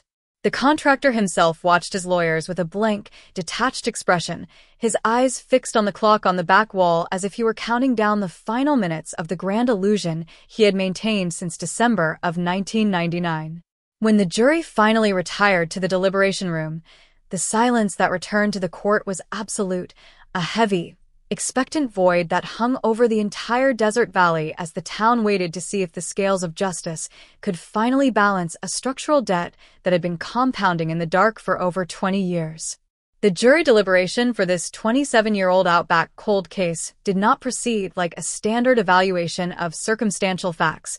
It quickly transformed into a high-stakes psychological siege that held the entire industrial valley in a state of absolute, volatile paralysis.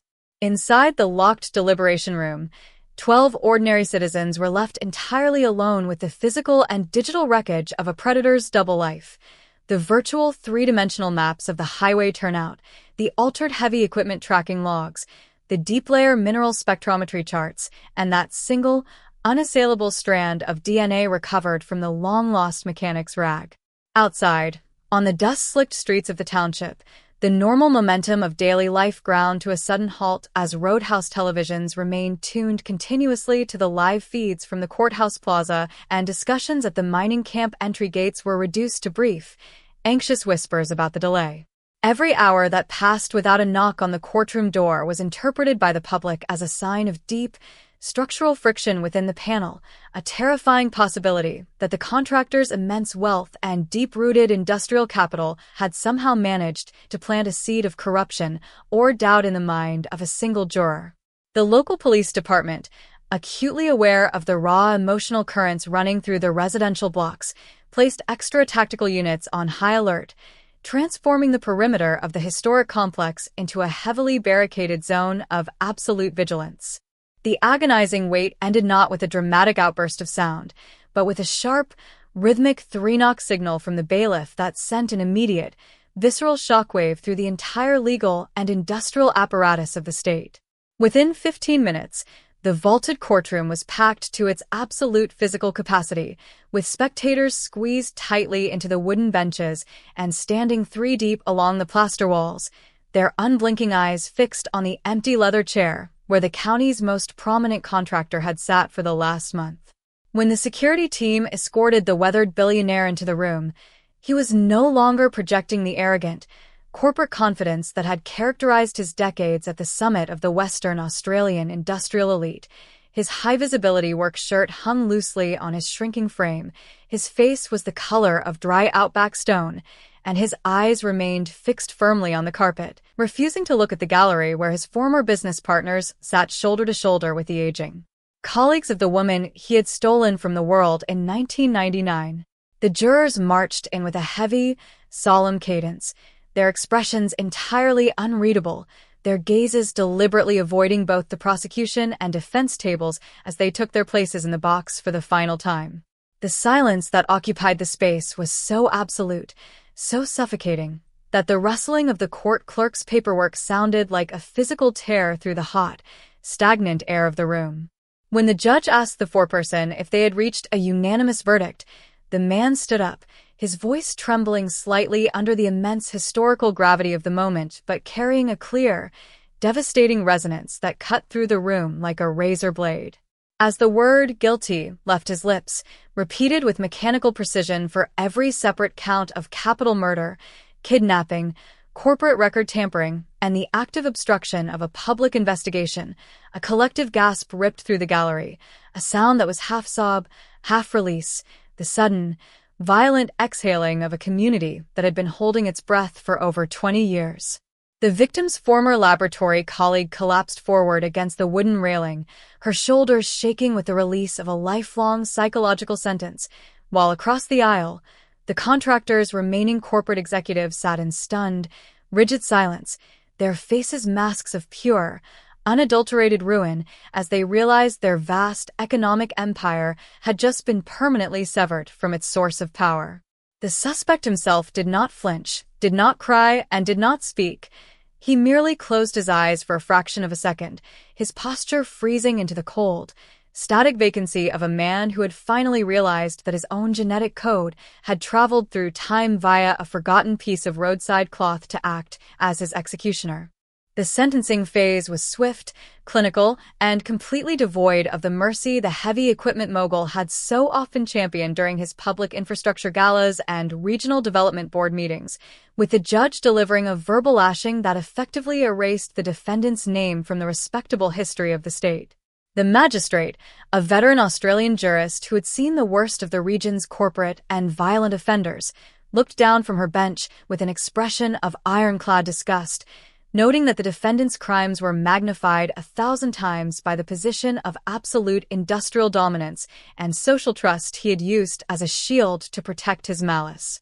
She sentenced the 74-year-old contractor to life in prison without the slightest possibility of parole, adding consecutive decades for the political obstruction and records tampering charges to ensure that even if a future corporate alliance attempted to secure a legal loophole or medical release, the net would remain tightly knotted around his neck until his final breath. As the judge's heavy gavel came down for the final time, The sound carried the definitive weight of an iron vault door slamming shut on an entire era of the county's history, a declaration that the unassailable power of modern forensic science had finally broken through the fortress of elite privilege to claim its long overdue debt. The transition from the secure elevator to the state transport van was an exercise in extreme high-security logistics designed to shield the fallen titan from the raw, unpredictable fury of the massive crowd that had gathered on the courthouse steps under the darkening desert sky. Hundreds of residents, carrying vintage photographs of the technician and signs reading, "Justice for the Forgotten," line the concrete barricades, their quiet grief having transformed into a loud, demanding roar for institutional transparency as the heavy metal garage doors of the building ground upward. When the armored transport vehicle emerged, surrounded by state trooper motorcycles with their sirens wailing into the hot desert breeze, the crowd surged forward against the iron railings, a sea of flashing smartphone cameras and shouting voices that forced the contractor to look through the reinforced glass at the exact reality of his total public ruin. He was being driven out of the county he had structurally built and ruled for nearly 3 decades, not as a leader, not as a pioneer, but as a caged beast, stripped of his titles, his honors, his wealth, and his dignity, heading toward a monochromatic world of gray concrete and steel bars where his elite status would carry no more weight than the scratching of a lizard inside the outback brush. The immediate aftermath of the conviction left the heavy equipment firm's headquarters in a state of absolute structural chaos as a team of state receivers and federal forensic auditors moved into the glass tower to begin the agonizing process of purging the contractor's legacy from the regional market. Every infrastructure contract he had signed, every outback mining lease variance he had championed, and every land development he had overseen during his 27-year tenure was placed under a magnifying glass, turning the entire local construction industry into a secondary crime scene of financial and administrative corruption. Investigators discovered that the official had systematically used his financial contributions to the county's municipal development funds to subtly influence the scheduling of cold case reviews, purposefully ensuring that the 1999 files remained buried under a mountain of administrative backlogs and underfunded technological resources. The realization that their local property investments had been actively manipulated by a killer to fund his own multi-decade invisibility was a profound, nauseating revelation for the residents, forcing them to understand that the modern transport infrastructure they enjoyed was the literal byproduct of a deal made with a monster. At the County Forensics Archive, a quiet but deeply symbolic ritual took place just days after the sentencing, as the chief archivist pulled the physical 1999 file from the active investigation vault and brought it down to the permanent historical repository for the last time. She stamped the faded cardboard folder with a heavy, red ink mark that read, "Resolved via long-lost evidence. Full conviction secured." A simple, bureaucratic action that marked the end of the most devastating cold case in the history of the Outback Highway. But as she placed the box onto the metal shelf alongside the closed files of ordinary property disputes and historic corporate litigations, the room felt heavy with the knowledge that a red stamp could not truly undo the damage the predator had inflicted on the soul of the community. The file was now a historical artifact, a piece of dark folklore that would be studied by future generations of law enforcement as a masterclass in the banality of elite industrial evil, a chilling proof that the most dangerous predators do not live in the abandoned shacks on the edge of the desert, but in the executive offices where the regional economy is directed. The executive board of the local Mining Development Foundation, where the contractor had stood before the podium for decades as a trustee and a primary donor, underwent its own painful, internal purge, with a state regulatory council arriving to formally strip the defendant of his corporate honors and dissolve the infrastructure committees he had directed for so long. The staff and local workers sat in the assembly hall in a state of collective, historical shock, listening to the foundation director read a statement of profound apology to the technician's surviving family, their eyes tracking the empty space where the contractor's name had recently been sandblasted off the facade of the engineering pavilion. The elegant glass structure, which had been funded by a major corporate donation from the official's estate in the early 2000s, suddenly looked like a monument to absolute hypocrisy. a reminder of how easily a human being can use the language of industrial progress and regional philanthropy to mask a heart of absolute, unyielding malice. The center became a focal point for the town's broader, existential crisis, a realization that if their corporate leaders, their business partners, and their neighbors could be so easily deceived by a calculated performance, then the very concept of community trust was a fragile, dangerous illusion.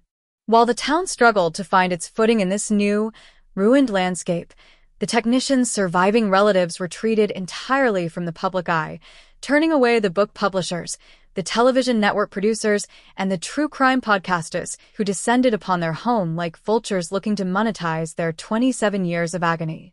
They chose instead to hold a private, quiet memorial service at the edge of the desert highway turnout near her former laboratory, a space that was entirely free from the noise of flashing cameras, legal jargon, and political commentary. The victim's former colleague, now standing as a resilient witness to the ultimate triumph of forensic tracking over time, laid a bouquet of fresh desert wildflowers on the red sand, looking out over the outback horizon that had been haunted by the shadow of the unknown for her entire adult life. For her, the high-tech verdict was not a celebration. It was a quiet, heavy liberation. The moment the phantom finally stopped clawing at her mind, the moment she could look at the incoming desert dust storms without feeling the sudden, freezing spike of historical terror. The private earth mover vehicle, where the state police continued to analyze the structural materials using advanced chemical imaging sprays, was eventually sold at a federal asset auction and scheduled for complete structural destruction, an event that many residents felt was necessary to rid the depot of its most potent symbol of hidden horror. Heavy industrial salvage crews arrived on a gray, windy morning at the Port Headland shipyard, their cranes and hydraulic saws making short work of the massive steel chassis, the customized bucket components, and the hidden cabin compartments that had held the contractor's private secrets for nearly 3 decades, reducing the symbol of his industrial dominance to a mountain of splintered metal and shattered glass. The machine itself was crushed into raw industrial waste and buried deep within a closed mining pit, a final, structural ceiling of an asset that had mocked the desert for 27 years. The bay where it had been parked was left empty, an anonymous patch of concrete that would eventually be forgotten by the passing mechanics on the yard, a quiet erasure that matched the final, permanent exit of the man who had owned it. As the weeks turned into months, the international news vans finally packed up their satellite dishes and left the outback township, moving on to chase newer, fresher horrors in other zip codes, leaving the community to confront the long, slow, and agonizing process of living with its own altered history. The 1999 cold case was gone from the headlines, but its residual poison remained embedded in the character of the neighborhood, turning every casual conversation into a guarded exchange and every friendly smile into an object of quiet, subconscious scrutiny. The town had survived the monster, it had broken through his financial fortress, and it had watched him be led away in chains, but it had paid for that victory with its innocence, leaving behind an outback landscape that was slightly darker, slightly colder, and permanently aware of the wolves that walk among the sheep. The story of the California billionaire was no longer a mystery to be solved, but a permanent, haunting truth carved into the bedrock of the valley, a reminder that justice is a patient, terrifying hunter that will always, inevitably, pull the monster out of the light of public honor and into the absolute darkness of his own making. The shifting red desert sands surrounding that isolated outback highway turnout did not swallow the cold reality of the maximum security sentence. Instead, the weight of the court's decision transformed into an oppressive, psychological anchor that forced the entire state of Western Australia to look directly into the dark, unpunished decades of its own modern history. The plastic evidence storage bins, the handwritten transit logs, and the original, faded cassette recordings of the 1999 emergency radio dispatches were no longer dead files rotting in a neglected coastal warehouse. They had suddenly become a glaring, structural monument to an entire generation of investigative blindness. The high-tech genealogical tracking system had stripped the wealthy contractor of his comfortable, citizen identity, exposing the terrifying ease with which an absolute predator could build a multi-million-dollar empire on a foundation of hidden violence. Detectives who had inherited the cardboard case folders in the mid-2000s, only to pass them along to wide-eyed rookies with a shrug of professional defeat, found themselves being aggressively recalled from their quiet retirements in the coastal suburbs of Perth, forced to sit before modern recorded audit panels and answer for the gaping holes in the original grid canvas, the tips that were mysteriously dropped, and the unspoken social deference that had kept the eyes of regional law enforcement fixed firmly on the transient hitchhikers while the true killer was systematically purchasing the very land beneath their feet. The specialized state cold case unit quickly expanded its mandate far beyond the specific geographic parameters of that unseasonably hot December night in 1999, launching a comprehensive digital and forensic post-mortem investigation aimed at dismantling the structural framework of the contractor's double life. A dedicated team of cyber-forensic analysts and land registry investigators moved into the glass tower of his corporate headquarters, seizing 3 decades of encrypted mainframes, private communications, and historical land lease documents. What they uncovered within the lines of data was a systematic, calculated campaign of geographic and physical manipulation that perfectly mirrored the behavioral tracks of an apex predator. The corporate ledgers revealed that throughout the early 2000s, every time a suspicious prowler report, an unresolved roadside assault, or an unexplained vehicle fire occurred along the isolated mining transport routes, the suspects' infrastructure firms had aggressively acquired the adjacent exploration leases through a complex labyrinth of dummy corporate entities and offshore holding trusts. He wasn't merely expanding his commercial portfolio, he was meticulously engineering his own private hunting corridors, altering the physical cartography of the outback to ensure that his late-night movements would remain entirely shielded behind the heavy iron gates of private industrial zones, completely invisible to the radar of passing police cruisers and civilian road trains. As the state tactical officers continued to peel back the layers of his corporate fortress, a second team of homicide detectives began tracking down the surviving members of the 1999 mining camp security details and the original Outback Patrol deputies, executing high-pressure, recorded interviews across the continent. Under the clinical glare of modern interrogation facilities, a deeply unsettling narrative of administrative sterilization and systemic institutional complacency began to take definitive shape. Retired officers, their voices trembling under the weight of historical guilt, described a regional environment where the rapid momentum of the multi-billion-dollar mining boom was treated as a matter of absolute state priority. An atmosphere where digging too deeply into the private lives of prominent local infrastructure contractors was quietly but aggressively discouraged by municipal authorities who feared that a high-profile homicide investigation would tank corporate land values and disrupt the flow of private investment into the territory.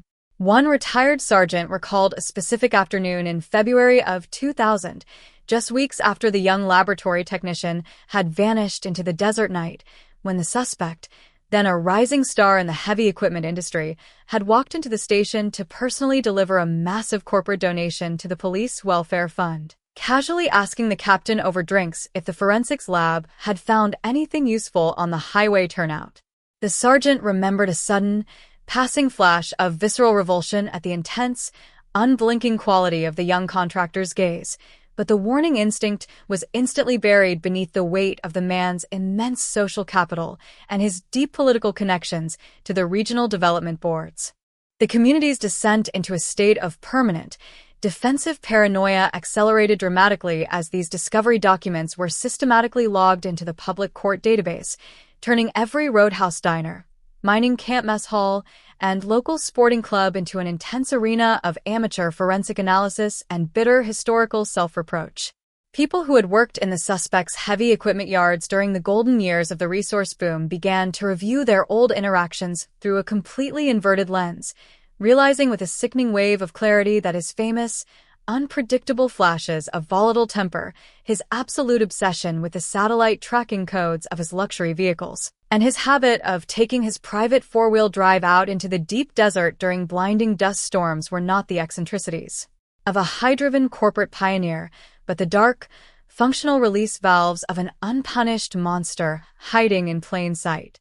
The local community sports complex, where his construction firm had funded a massive public pavilion bearing his family name, became a symbol of a grand, structural illusion. The bronze plaque commemorating his civic philanthropy felt like a grotesque joke carved into the metal, a physical reminder of how easily a serial predator can purchase the adoration, the loyalty, and the absolute blindness of the very public he was actively terrorizing. The psychological trauma inflicted upon the town's multi-generational families was absolute. They were forced to acknowledge that the wealthy, safe, predictable paradise they thought they had built for their children was actually financed, shaped, and guarded by the bloody legacy of a man who had stolen a young woman's future and buried her memory in the red sand.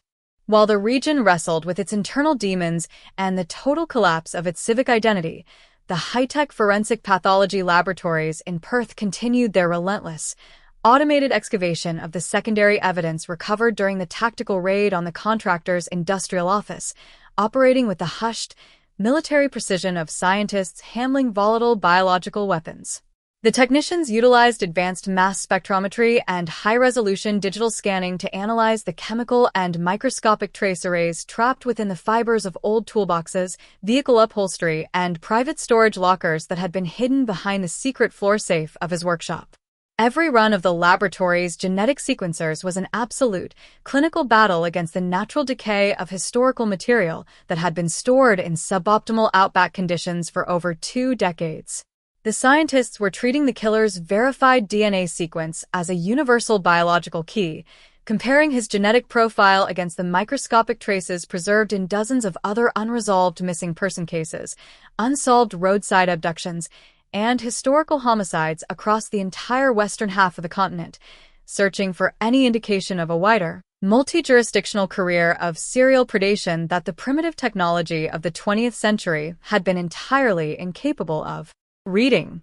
The legal defense team, heavily financed by the suspect's remaining corporate assets and the liquid capital of his sprawling estate, responded to the state's mountain of scientific data by launching an aggressive, multi-million-dollar counter-campaign in the media, attempting to paint the use of public genealogy databases as an unconstitutional, dystopian surveillance dragnet that threatened the basic privacy of every citizen in the nation.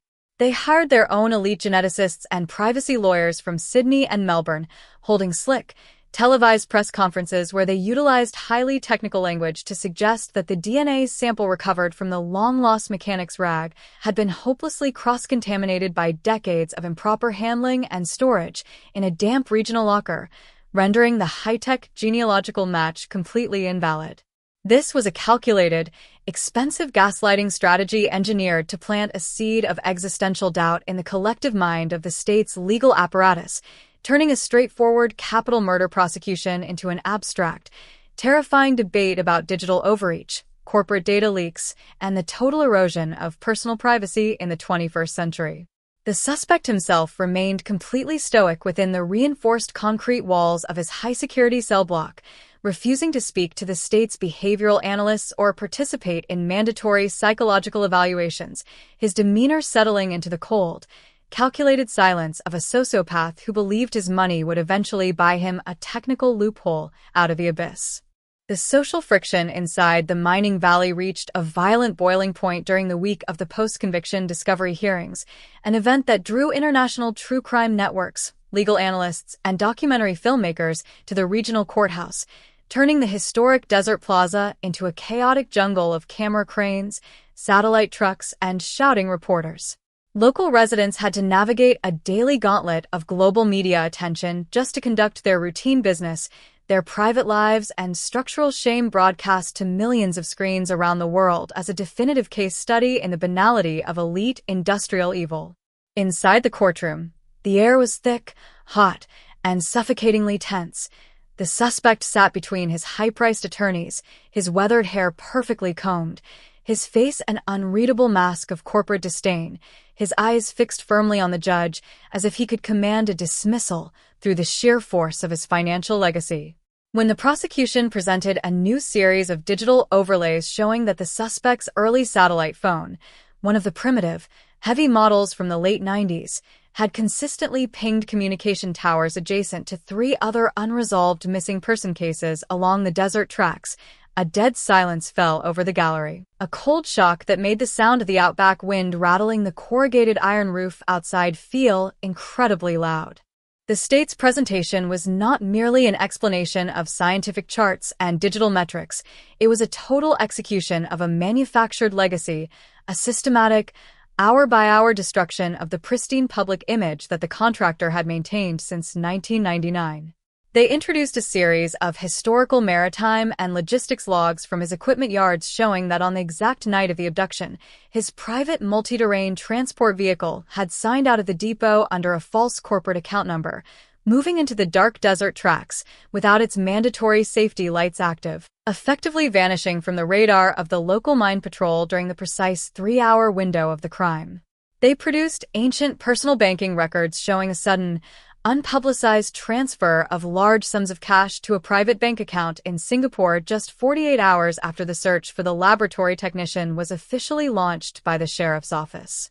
The accumulation of these minute, historical details, when illuminated by the undeniable accuracy of the high-tech genetic match, transformed his entire 27-year career into a grotesque piece of performance art, a multi-million-dollar theater piece designed to keep the world from looking at the blood on his hands.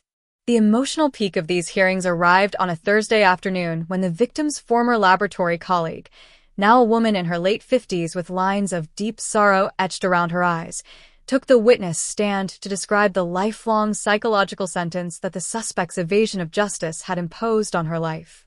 She spoke with a quiet, devastating clarity that stripped the room of its legal and technical abstractions, describing a life spent in a state of continuous, hypervigilant terror, a 27-year nightmare where she checked the perimeter fences of her quarters 3 times every single night, unable to shake the memory of that empty red dirt path and the smell of hot dust that had filled her lungs in 1999.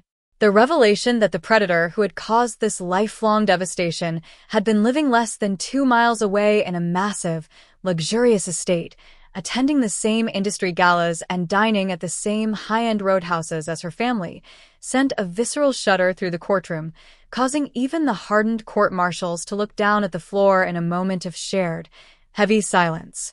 As the judge retired to her chambers to review the new evidence and determine the scope of the state's ongoing investigation into the suspect's potential secondary crimes, the town outside seemed to hang in a state of fragile, explosive suspension, the normal machinery of industrial commerce grinding to a halt beneath the weight of the impending decision. The local police department, which had been under a cloud of intense public scrutiny since the high-tech arrest exposed the failures of their historical predecessors, stationed extra units around the suspect's earth-moving headquarters and his vacant desert properties, fearing that the raw, volatile anger brewing in the neighborhoods could erupt into vigilante action or public destruction. The case had transitioned from a standard criminal prosecution into an existential reckoning for the entire region, a definitive test of whether the modern legal system possessed the strength to hold a man of limitless wealth and immense industrial power accountable for a horror committed in an era when the rules of evidence were entirely different. The deep, heavy silence that occupied the desert streets during those hours of waiting was the silence of a structural wound that could never be healed by a legal document, a cold realization that regardless of the final ruling, the wealthy outback paradise they thought they inhabited had been built over a dark, unresolved cavern of absolute malice. The subsequent refusal of the appellate courts to grant the suspect a temporary release on bail, despite a massive financial bond offered by his remaining construction entities, signaled the true collapse of the contractor's multi-million-dollar defense strategy, plunging his legal team into a state of chaotic internal recrimination. The high-priced attorneys from Sydney, who had confidently promised to dismantle the state's genetic genealogy methodology on constitutional grounds, were forced to watch as the historical geography of their client's rise to power was methodically mapped by state investigators using modern digital tracking matrices. The state's technical team did not rely on the fading, subjective memories of the few surviving 1999 witnesses. They assembled a clinical, digital recreation of the Western Australian highway system as it existed 27 years prior. utilizing ancient geological surveys and satellite reconnaissance photos to prove that the suspect's early excavation sites perfectly mirrored the geographic path of the predator's movements. This virtual blueprint left no room for legal theater or smooth rhetoric. It demonstrated with mathematical precision that the contractor had systematically used his early access to vacant, half-cleared mining leases to orchestrate his late-night hunts, using his professional keys and heavy vehicle clearances to turn the expanding desert fringes into his private, unmonitored stalking grounds. The structural weight of these expanding disclosures initiated a secondary, deeply destructive wave of paranoia across the affluent residential enclaves that line the desert valley, forcing the region's elite to examine their own multi-generational social circles with a sharp, defensive terror.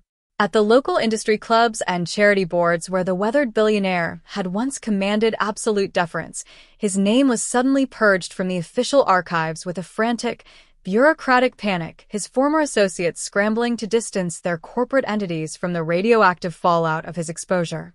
Men who had traveled to the remote exploration fields with him on his private aircraft during the late 1990s began to look back at those weekend excursions with a sudden, sickening clarity, recalling his obsessive insistence on flying away from standard aviation radar corridors, his complete lack of empathy during casual conversations about regional crimes, and his rigid, volatile reaction whenever anyone looked too closely at the secure, locked storage compartments beneath the main hangar floor.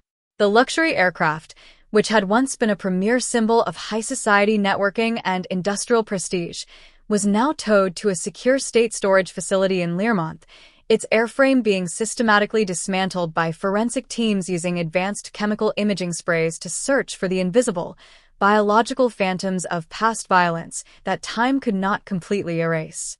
The community's sense of security was further decimated when the state prosecution filed a massive asset forfeiture lien against the contractor's primary heavy equipment firm, a legal maneuver that effectively froze hundreds of commercial infrastructure contracts and mining developments across Western Australia, triggering an immediate, structural recession within the local economy.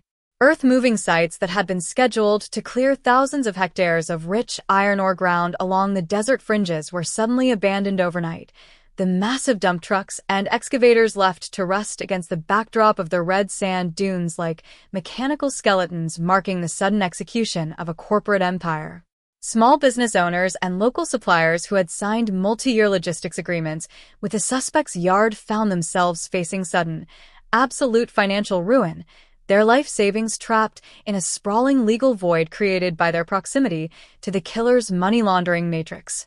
The town was learning through the brutal realities of canceled credit lines and frozen bank accounts that their decades of industrial prosperity had been directly subsidized by the silence of a monster, that the multi-million-dollar mining boom that transformed the region in the late 20th century was merely a glittering, corporate shield built to buy the absolute blindness of the public. While the corporate landscape imploded, the forensic technicians inside the state's high-tech laboratory continued their relentless, automated excavation of the biological evidence recovered during the pre-dawn raid on the contractor's industrial office, operating with the hushed, military precision of scientists handling high-yield explosives. They utilized advanced mass spectrometry to analyze the chemical composition of items that had been hidden in the secret warehouse safe, discovering that the suspect had maintained an extensive, private collection of vintage maps, original police radio frequency charts, and microfiche copies of mining lease applications dating back to the winter of 1999. This hidden archive was a terrifying testament to his psychological structure, a proof that his 27-year public career as an infrastructure pioneer was an entirely artificial performance, a superficial layer of normalcy curated to distract the world while his true identity remained locked in the dark with the memories of his victims. The technicians were working to match the microscopic touch DNA signatures found on these preserved documents with unresolved missing person profiles from across the entire continent, transforming the heavy equipment mogul's private collection into a comprehensive, automated map of serial predation that threatened to rewrite the true crime history of the nation. The defense team, Recognizing that the clinical accuracy of the genetic genealogy match had rendered their traditional arguments about environmental cross-contamination completely obsolete, shifted their public relations campaign to a desperate assault on the physical health of their own client, suggesting that the 74-year-old contractor was suffering from advanced cardiovascular decline that made it impossible for him to survive the stress of a full trial. They released a series of highly publicized medical reports from private medical consultants in Perth, claiming that the suspect's silent, uncooperative posture in his cell was not the behavior of a cold-blooded sociopath, but the symptom of a rapid, age-related physical deterioration that threatened to cause a fatal event at any moment. This was a classic, high-stakes legal maneuver designed to keep the suspect from ever having to face a public jury in a full capital murder prosecution, an expensive attempt to bypass the demands of historical accountability by wrapping the killer in the protective, medicalized armor of an unpunished infirmity. The state prosecution responded instantly by filing a motion for an independent evaluation by a panel of state-appointed medical experts, setting the stage for an intense, highly volatile fitness hearing that would turn the vaulted halls of the courthouse into an arena of deep psychological and medical warfare. The social friction inside the region reached an absolute peak during the week of these health evaluation hearings, as international news crews and digital media platforms returned to the Outback Plaza, erecting a dense forest of camera rigs, satellite dishes, and high-intensity stadium lights that bathed the historic facade in a continuous, surreal glow. The local residents were forced to live under a state of permanent media siege, their morning shifts disrupted by flashing police blockades, and their private neighborhood radio bands flooded with wild speculations about the contractor's hidden medical state. Inside the courtroom, the air was thick with tension. The suspect sat motionless between his lawyers, his skin appearing weathered and pale under the harsh fluorescent lights, his gaze fixed on the mahogany table as if he were entirely detached from the proceedings around him. When the lead state medical expert took the stand, his voice carrying the calm, clinical authority of a physician who spent decades evaluating the country's most deceptive defendants, he systematically dismantled the defense's narrative of physical frailty, demonstrating through a review of the suspect's recent recorded jail communications that his nonverbal posture was a highly calculated, deliberate strategy of non-cooperation designed to control the flow of information. The medical expert's testimony was not just an evaluation of physical fitness, it was a devastating autopsy of a sociopathic intelligence, a step-by-step description of how the heavy equipment mogul had used his immense wealth and professional dominance to manage his internal malice with the same administrative precision he used to run his corporate empire. The expert revealed that during his closed-door evaluations of the suspect, whenever the 1999 highway turnout or the specific mechanics rag was mentioned, the contractor's internal biometric markers, measured by hidden thermal monitors, showed a sudden, explosive spike of acute psychological awareness that completely contradicted his outward expression of blank, frail indifference. The killer was not forgetting his crime. He was actively, intensely remembering it, his brain functioning with the hypervigilant clarity of a hunter who understood that the state was currently tracing the exact trajectory of his historical sins. The revelation that the weathered grandfather was performing a masterfully crafted act of physical decline to protect his multi-million-dollar estate from the scales of justice sent a wave of visceral fury through the crowded gallery, hardening the expressions of the victim's surviving relatives who sat in the front row, their eyes locked on the back of the defendant's head. The emotional climax of the hearings arrived on a Thursday afternoon when the prosecution introduced a series of audio logs that had been captured by the prison's internal security network just 3 days after the Heavy Depot arrest, recordings of a whispered conversation between the contractor and his primary corporate attorney during a mandatory visitation window. In the recording, the suspect's voice was entirely devoid of the frail, trembling quality his defense lawyers had displayed to the press. It was sharp, arrogant, and filled with a cold, calculating authority as he ordered his associate to immediately liquidate 2 specific commercial property trusts in Broome and transfer the liquid funds to an offshore bank account in Mauritius before the state could finalize its asset forfeiture liens. The audio was an absolute bomb dropped into the center of the courtroom, an undeniable proof of absolute mental clarity and active criminal coordination that shattered the illusion of physical decline beyond any hope of legal resurrection. The judge did not hesitate.